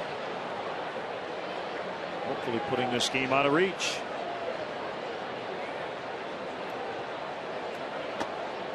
Outside corner at 93. Well located.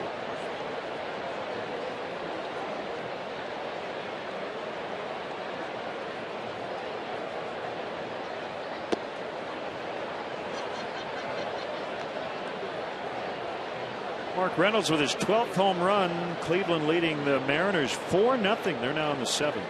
Zach McAllister's been really good today. Feldman strikes out. Joe Saunders 11 hits allowed and 5 1/3. Scott Feldman doesn't want to run the bases this time anyway. He's got a comfortable lead. He's got more work to do.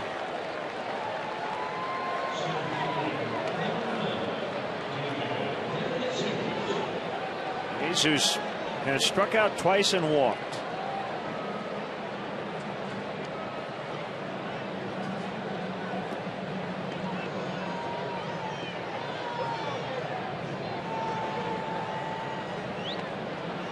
Yankees 5, Blue Jays 1 as they go to the bottom of the 7th.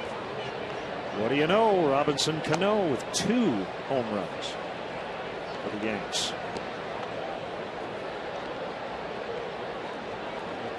Also has 12.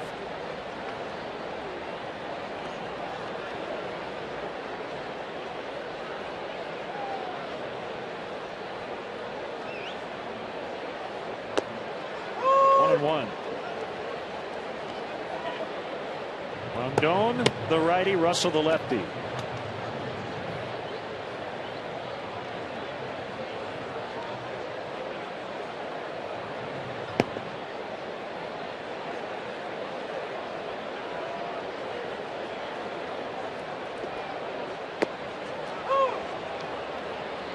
Reds and Phillies coming up in about an hour. Bronson Arroyo against Kyle Kendrick. Kendrick at 4-1 with a 247. Given the injury to Halladay, the struggles of some of the other starters, Kendrick has been huge for the Phils.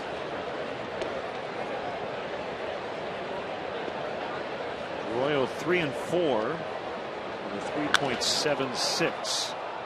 A fly ball to left. Duda, that win pushing the ball toward the line, makes a catch. The Cubs go down in order. We head off to the 7th. Dave Otto will join us getting set for the stretch. 5-0.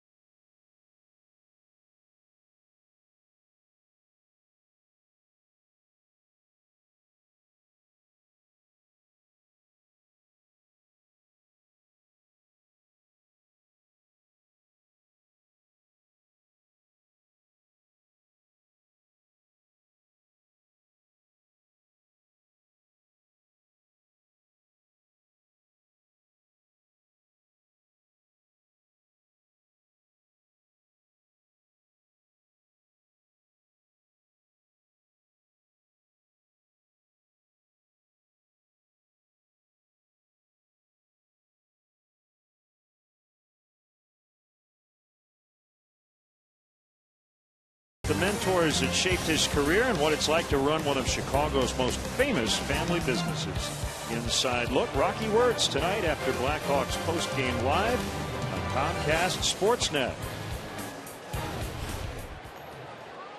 Scott Feldman into the 7th, working on a 6-hit shutout.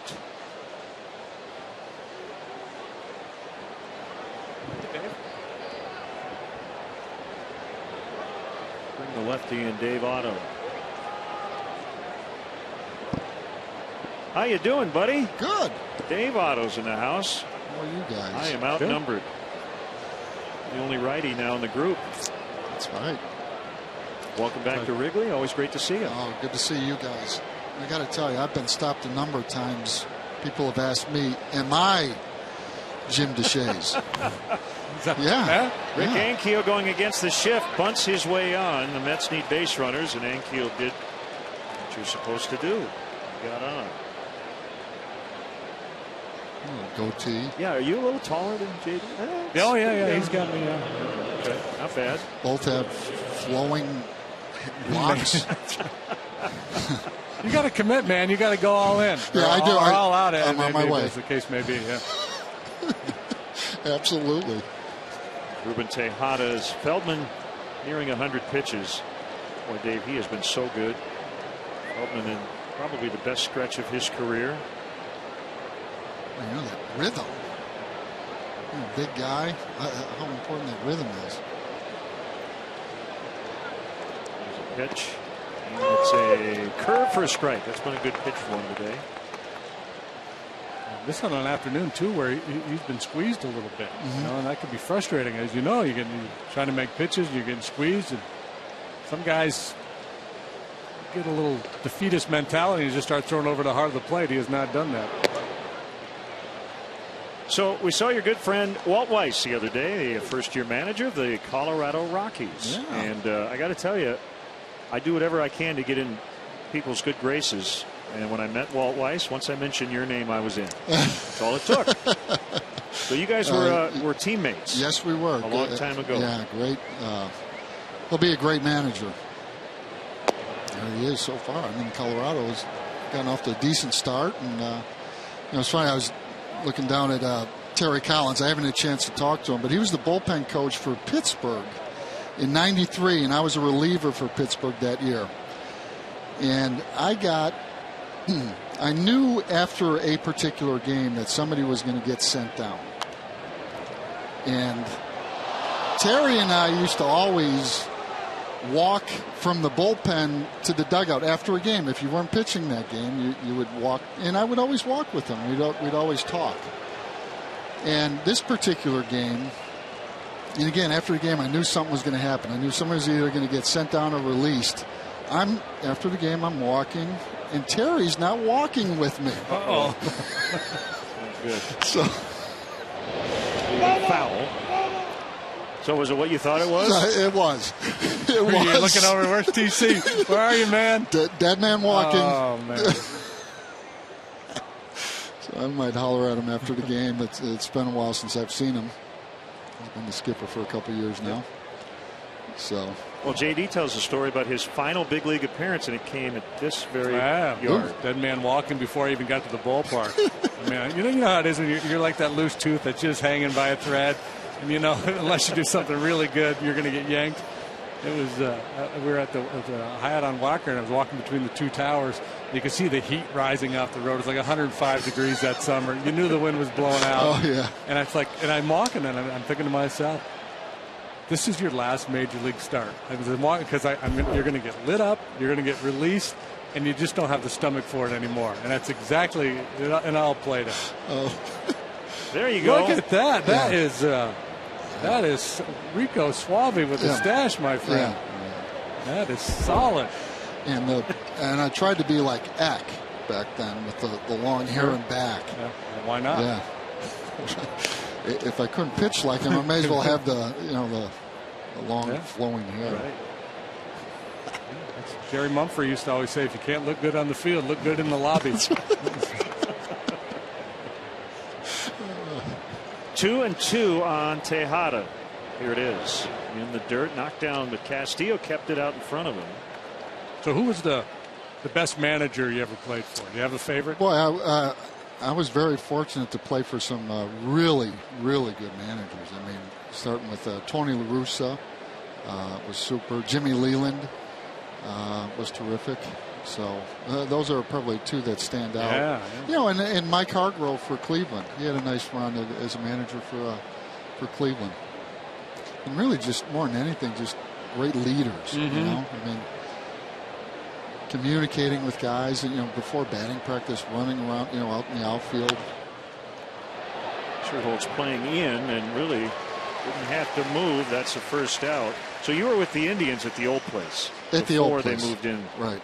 Jacobs Field. You probably well, when I pitched saw a lot of empty seats at Municipal. Huh? When I pitched there, I packed them in. I mean, there were 7,000 or 8,000 there for those games. I went to a few games there where they announced the attendance at like 27,000, but it held 75, so you still had 40,000 empty seats. Right. Yeah. Oh man. Justin Turner, the batter, and it was always cold there, wasn't it? There was way too much shade, even on a nice day. Here's Turner pinch hitting for Carson. I'm sure nothing compared to wearing the Cubs pinstripes, though, pitching for your hometown team. Wonderful. It's a strike. You know, it's funny, there were times where standing on the mound, you would just kind of glance back and look at just everything from the mound and just go, wow, the place is fabulous. Special place when it's blowing in. Yeah, it's even more special then. I always said the dream for a starting pitcher was to pitch really well the day before you came to Wrigley. So you pitch well, you can come to Chicago, you got the weekend off, you can go to dinner, hang out, and be a fan at Wrigley and watch the game. Yep.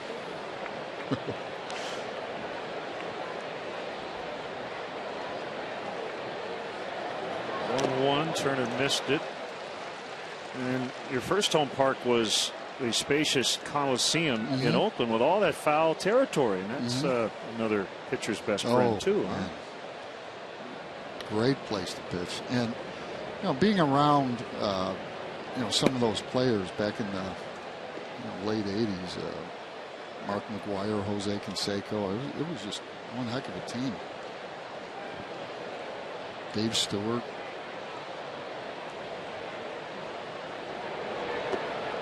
Going outside. Any interesting twists coming up with the stretch? Are you just going to? I'm just going to what? Just going to do it like you always do it, or right. I don't know. You've done it many times. I wondered. Break out a harmonica or anything. Yeah. Take us in a different direction.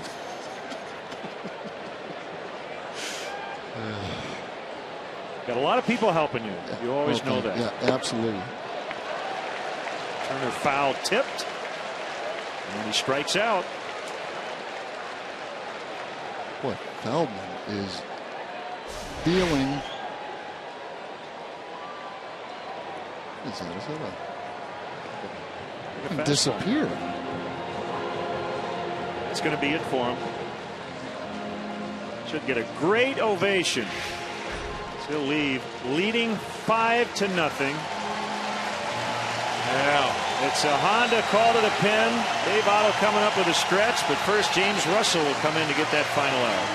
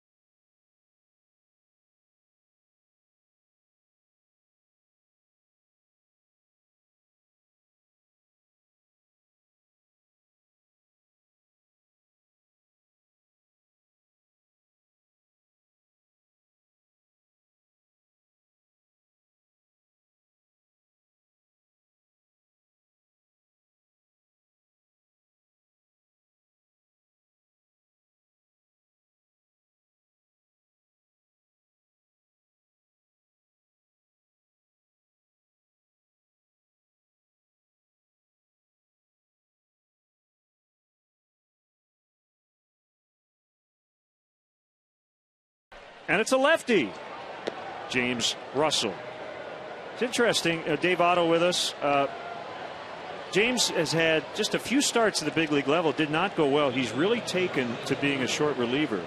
However, when you talk to him, you still get the feeling that at some point he'd like that chance to start again. You know, I was a guy that always bounced between relieving and starting. You get that relieving down and starting, you know, that can happen. It seems like you're in a little more relaxed state. I mean, you're coming in as a reliever, man. You know, it's game on. Swing and a miss by Baxter. And Russell's a guy, because of the off-speed stuff, you know, he competes well against right-handed hitters as well as lefties, so you could see where he would fit as a starting pitcher, and maybe he has a sense in his own mind of unfinished business. A good change-up away. And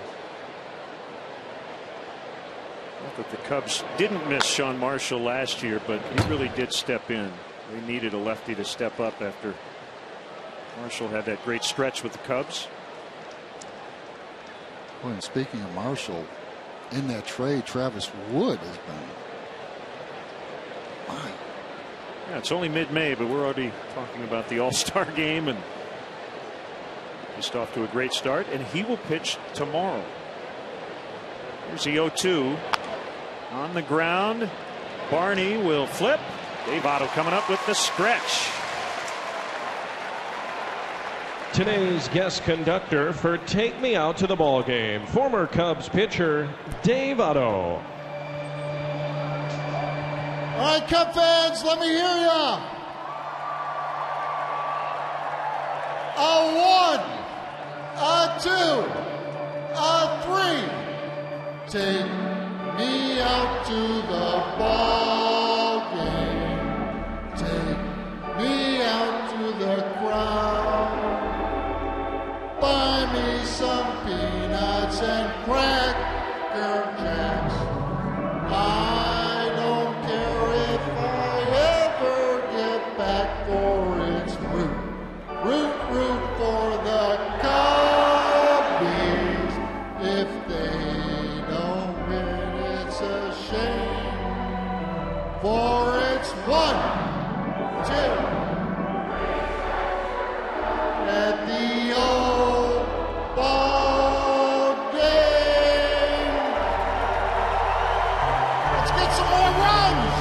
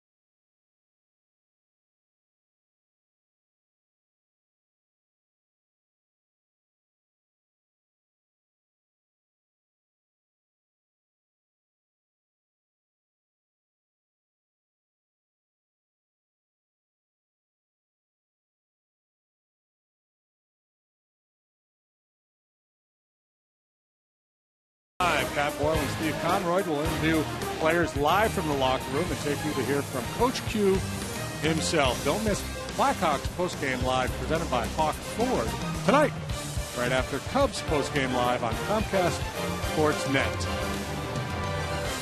Great job by Dave Otto. Always great to see him here at the ballpark. And a fun one today as the Cubs lead 5-0. New pitcher is Colin McHugh.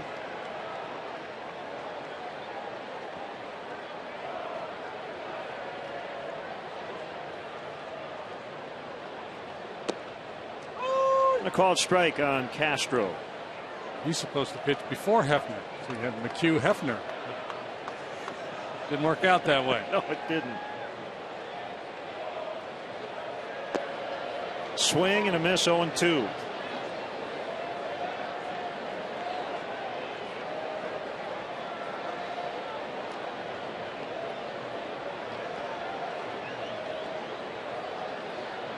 A wind and the 0-2. He got him. A pretty good curveball.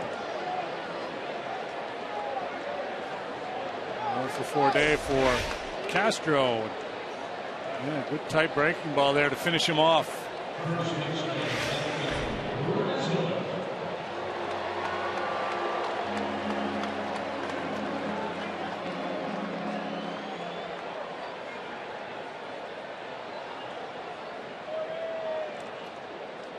Here's Rizzo. He's had 3 good at bats. Lined to short in the first, singled in the fourth, and homered in the fifth off a lefty.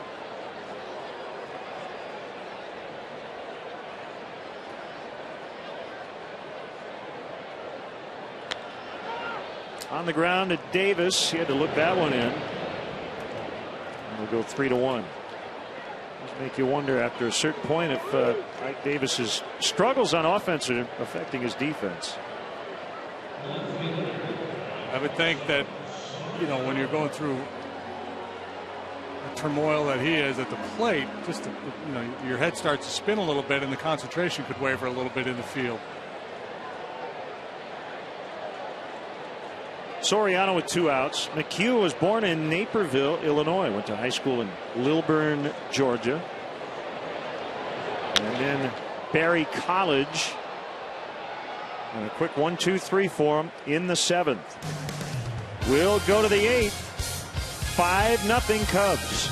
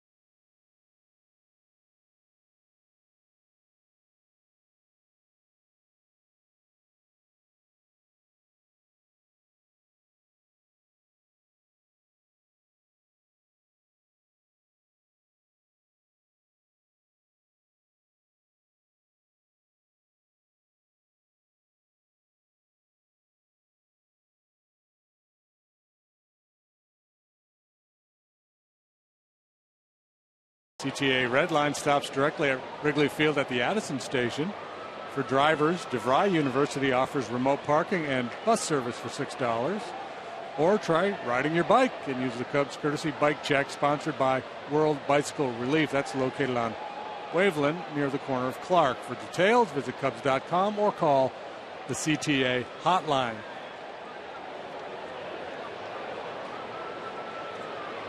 Eighth inning, Russell will continue on. He got the final out of the 7th.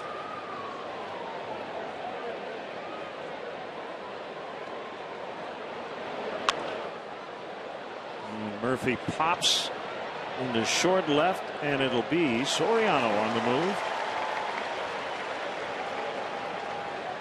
Well, what more can you say about Scott Feldman today, partner? 6 2/3, no runs. Again, control outstanding. He issued 1 walk, struck out 6, 109 pitches. I believe all the hits were singles too. Yep. 7 singles. That's it. Yeah, there was not a lot of hard contact from the Met hitters today.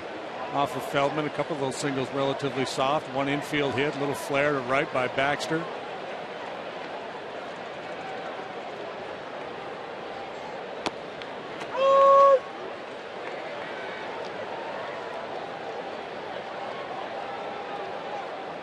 Scott came into the start with a 1.77 ERA here at Wrigley. I don't believe he had ever stepped foot inside Wrigley Field prior to the home opener. So I'm assuming he likes it a lot. Yeah, he's settled in nicely, hasn't he? Did his new digs.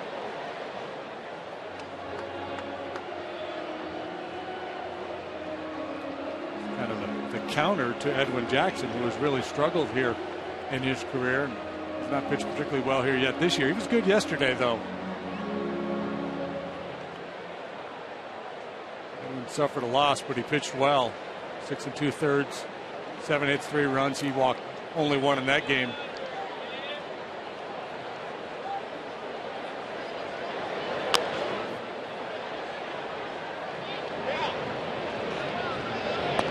It's caught by Rizzo.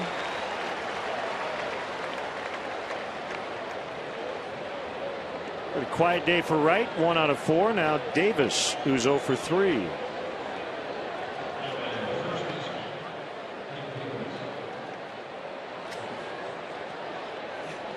A nice note from my good buddy, a great comedian. Make sure you check him out in town.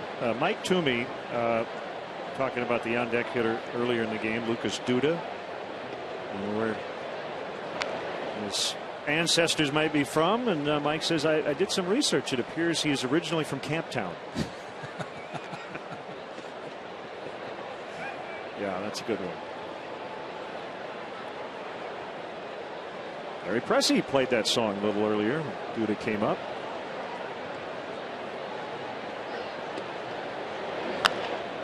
Davis with a ground ball to Rizzo, and James Russell facing 4 batters, retiring all of them. Midway in the 8th, 5-0 Cubs.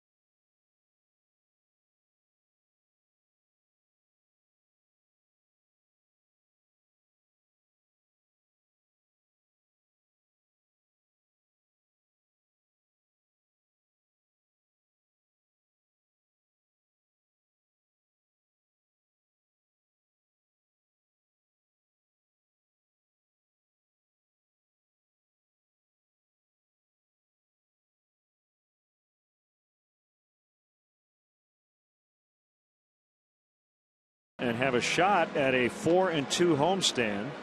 And Tuesday, the Cubs hit the road for the Steel City. Tune in for a division showdown at PNC Park. Matt Garza will make his season debut against Andrew McCutchen and the Pirates. Cubs and Pirates at 6. That's Tuesday night on Comcast Sportsnet. So Garza will make his first start since July 21st of last year at St. Louis. Season ended because of elbow issues. Then the lat injury, putting him on the DL to start this season. Cubs took maybe some extra time just to make sure that he was ready to go, and I think everybody's excited that he will be back on the mound Tuesday night. Through a bullpen earlier today, coming off that outstanding rehab start with Iowa the other day. So all systems go for Garza. Villanueva will join the bullpen.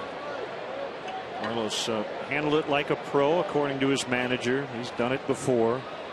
And Dale basically says that Carlos will pitch in just about any situation. It won't just be as a long man, as Scherholtz hits one high and deep to right.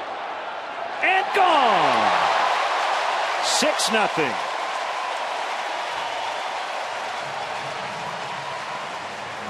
Second homer of the day for the Cubs. Number 5 for Scherholtz. He really enjoys hitting at Wrigley Field. His fastball, thigh high, middle end. He got it. Your Ford home run replay, and we'll show you one more time in slow-mo as he gets the head out in front.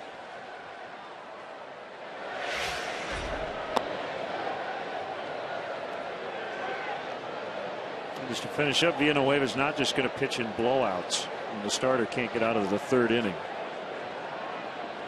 It may be necessary at times, but Dale's going to use him in just about any situation. Yeah, he really has a lot of value, being that he's stretched out. He can come in early in a game and give you 3 or 4 innings out of that bullpen if need be. But I think Dale wants to take a look at him in some later game situations as well. In the center, and Ankiel has to play it on the hop. So Valbuena with a base hit.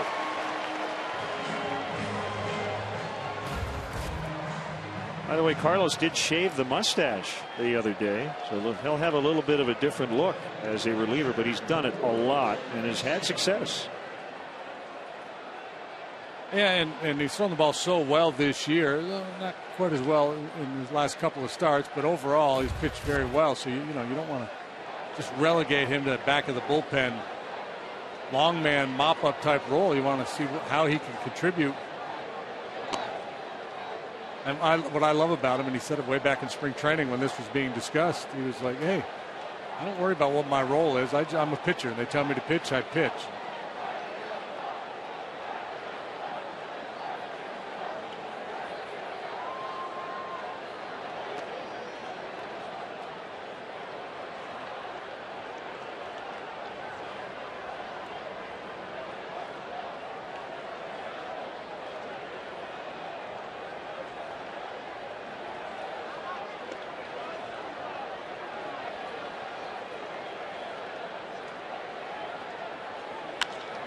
Sharply hit on the ground. Diving stop, Tejada. They get 1.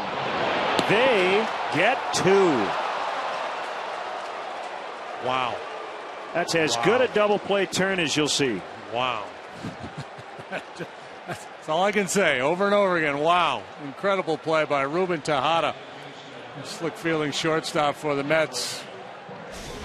Reminds you of Ray Ordonez from years gone by. This is just an unbelievable play, and then they managed to get the turn as well. Murphy up and over. Not much has gone right for the Mets, but that's a beauty.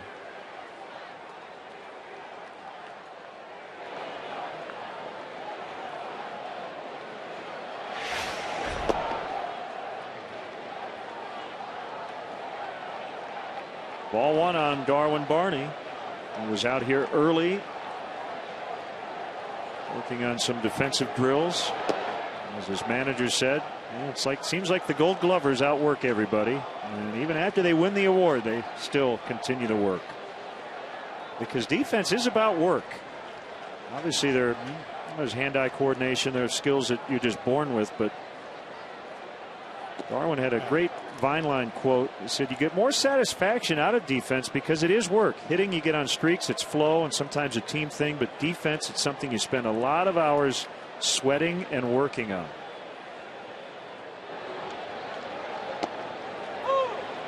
And I think most guys think BP is fun. Just hitting is fun, getting in the cage and taking some swings. And so with only so much time in the day, position players tend to focus more on doing that, swinging and worrying about their hitting. Punched out in the shallow right center. Ankiel will have to pull up because Murphy was there, and so was Baxter, and that had collision written all over it.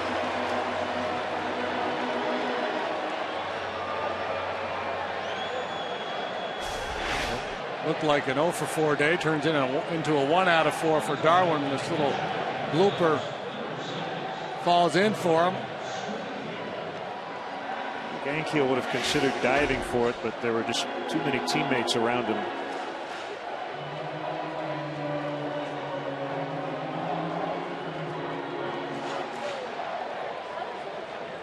Ryan Sweeney bats for Russell.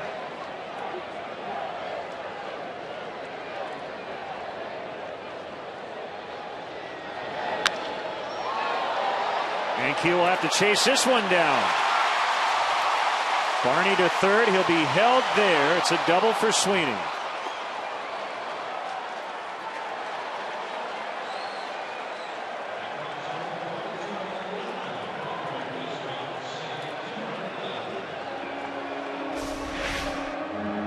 Ryan Sweeney wastes no time, jumps on that first pitch he sees. First one he likes is a good one and a good swing.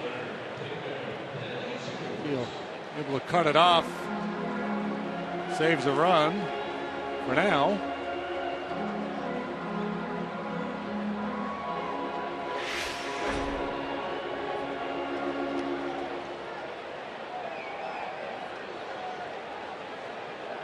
It's the fourth hit of this inning.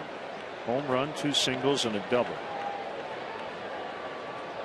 So McHugh, who needed just 7 pitches to work a 1-2-3-7, scuffling here in the 8th.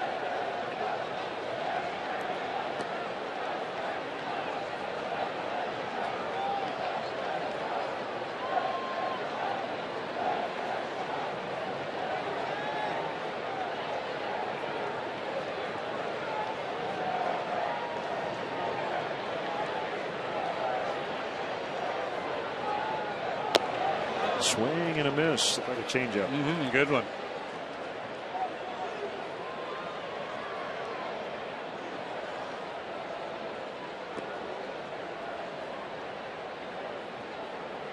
We had a cup of coffee with the Mets last year.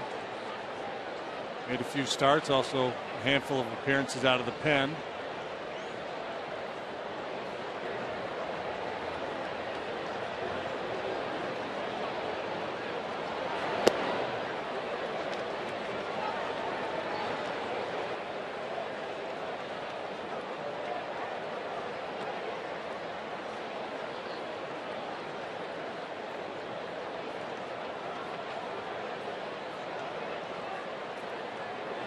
Two and one. Cubs leading 6-0 in the 8th.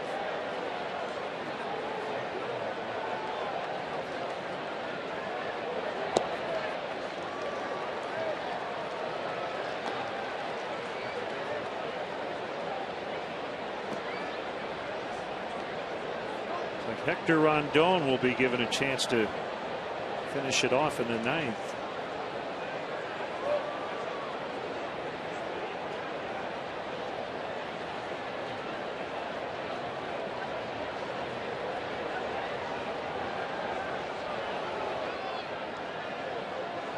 Buck will go out and talk it over with his pitcher. Castro's on deck. Space open.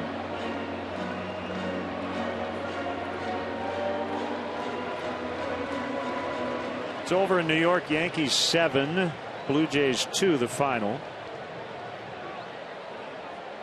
The Mariners with 2 in the 8th and 2 in the 9th have tied the Indians. Ibanez, Smoke, and Ryan with home runs. 4-4. Top of the 9th in Cleveland. Ibanez, what, 7 or 8 home runs?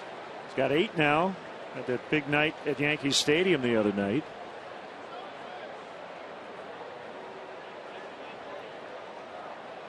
So he has connected 4 times over the last 4 days. Check that. 5 times over the last 5 days.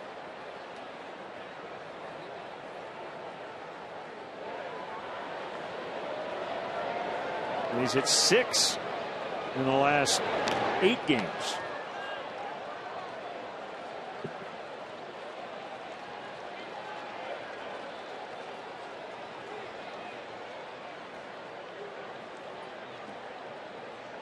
better pitch around Raul.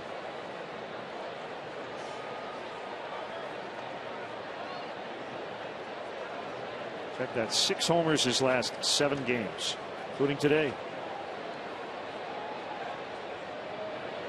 3-2 on DeJesus. Second and third with a run in.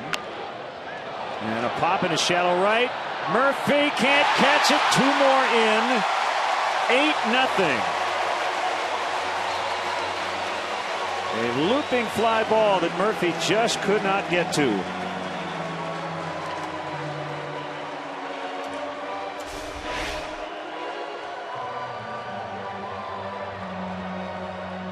Barney hit that little blooper. Now DeJesus with one of his own. Cubs playing that on big time here this afternoon. He's the only guy in the starting lineup now who doesn't have a hit.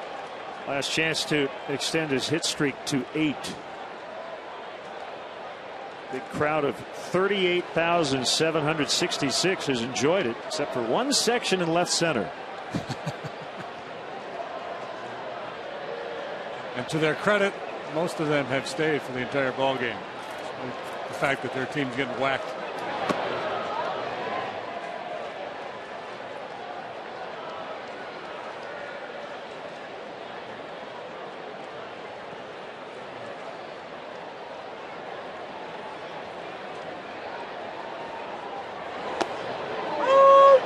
Back up slider caught the edge of the inside. 1-1.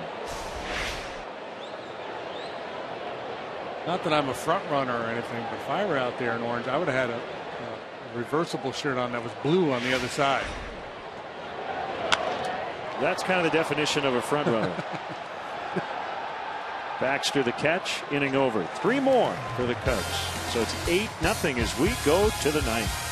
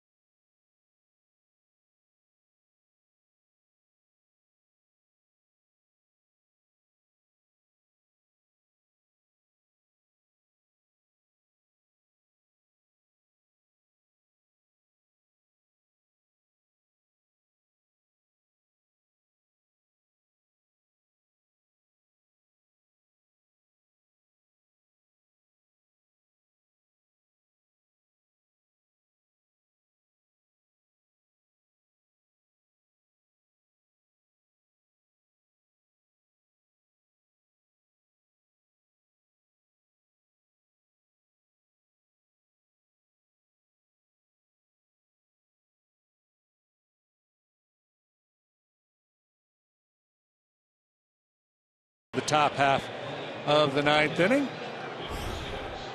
We'll look at our Avis super slow-mo replay. We're going to show you a couple of long balls. A lot of hits for the Cubs today. 2 have left the yard. Anthony Rizzo picking on another left-hander. It's Robert Carson. Tried to sneak one by him. And then Nate Shearholtz hitting his 5th.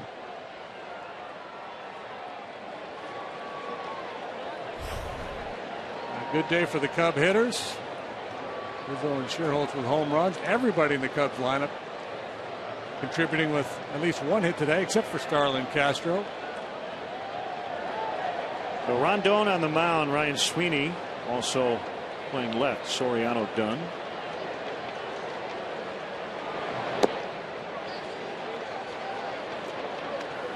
Up to Hector today, the rookie, the Rule 5 pick.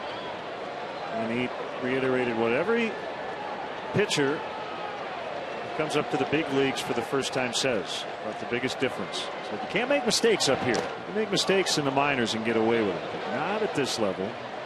Not to the degree. It's a percentage game. You get away with some up here, but far fewer at the big league level than you do down in the minor leagues. Rondon trying to finish his 4th game of the season. Well, Mets fans, looks like they're just rooting for their team to break up the shutout.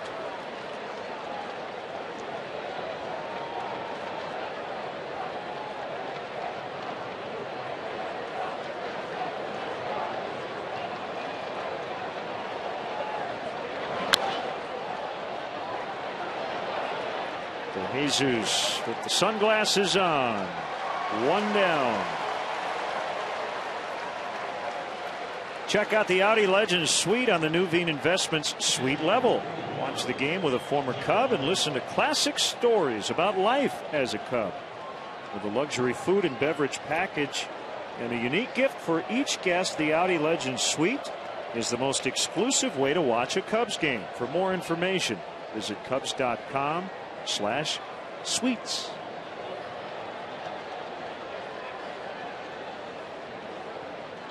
Buck 0 for 2 with a walk, make it 1 for 3 with a walk.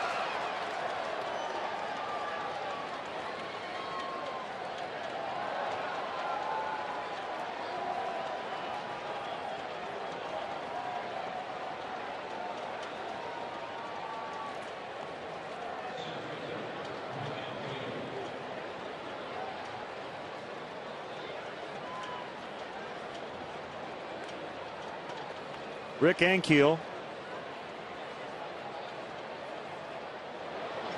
Just a little bunt single against the shift last time up.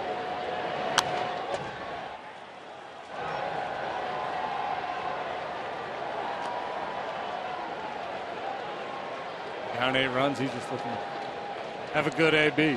Hit it hard somewhere. Decision to bunt last time has not influenced the Cubs' strategy here this time. They kept the same shift on.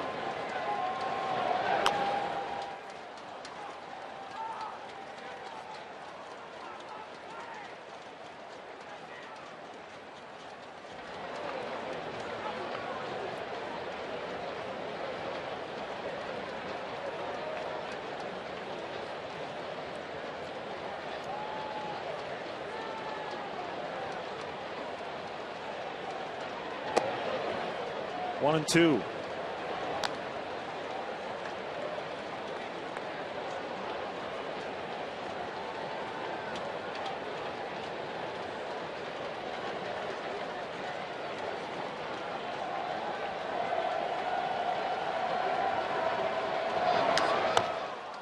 It's got a piece of it.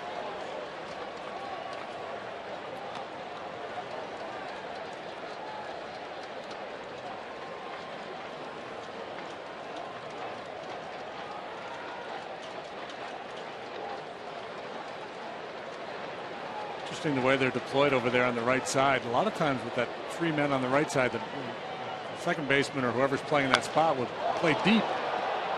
That's trouble, and it is gone. So the Cubs, looking for their first shutout of the year, will not get it. Ankiel with a 2-run homer.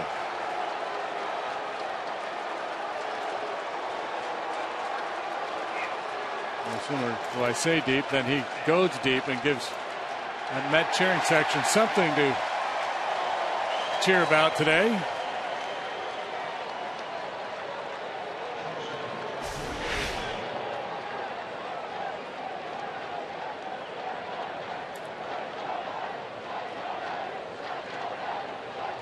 that breaking ball in the strike zone. 2 strikes on the hitter. You're asking for trouble. One he'd like to have back, especially with a guy like Ankiel who swings and misses so much. You bury that one down in the dirt. Good chance he'll chase. Lined to Barney. Tejada's out, 2 down.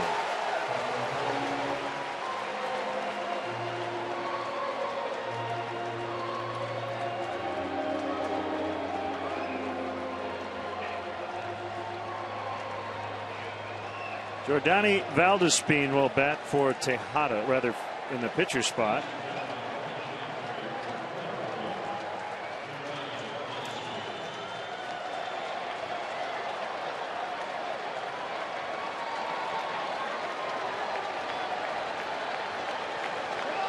Fans getting on their feet.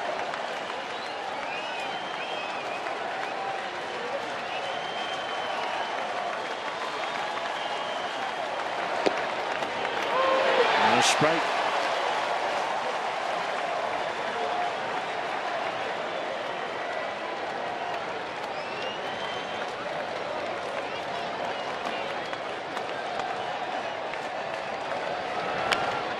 Ground ball to first. Rizzo unassisted. Cubs win. Another great performance by Scott Feldman. The offense did its job today, and the Cubs beat the Mets 8-2. Yeah, good solid win. Well played, all facets of the game. Feldman leading the way with his arm and his bat, but plenty of contributors in this one this afternoon. Our GMC professional grade player of the game, Scott Feldman, 4-0 over his last 5 starts. 6 2/3 inning of 7-hit shutout baseball today. 1 walk, 6 punch-outs, 1 2-run double. Feldmania. It's taking over the town. Great job today, JD, and for my partner and our wonderful crew here at Wrigley Field. I'm Len Casper. The final score: the Cubs 8, the Mets 2. Tuesday night, 6 o'clock, Cubs and the Pirates. Matt Garza will make his season debut here on CSN.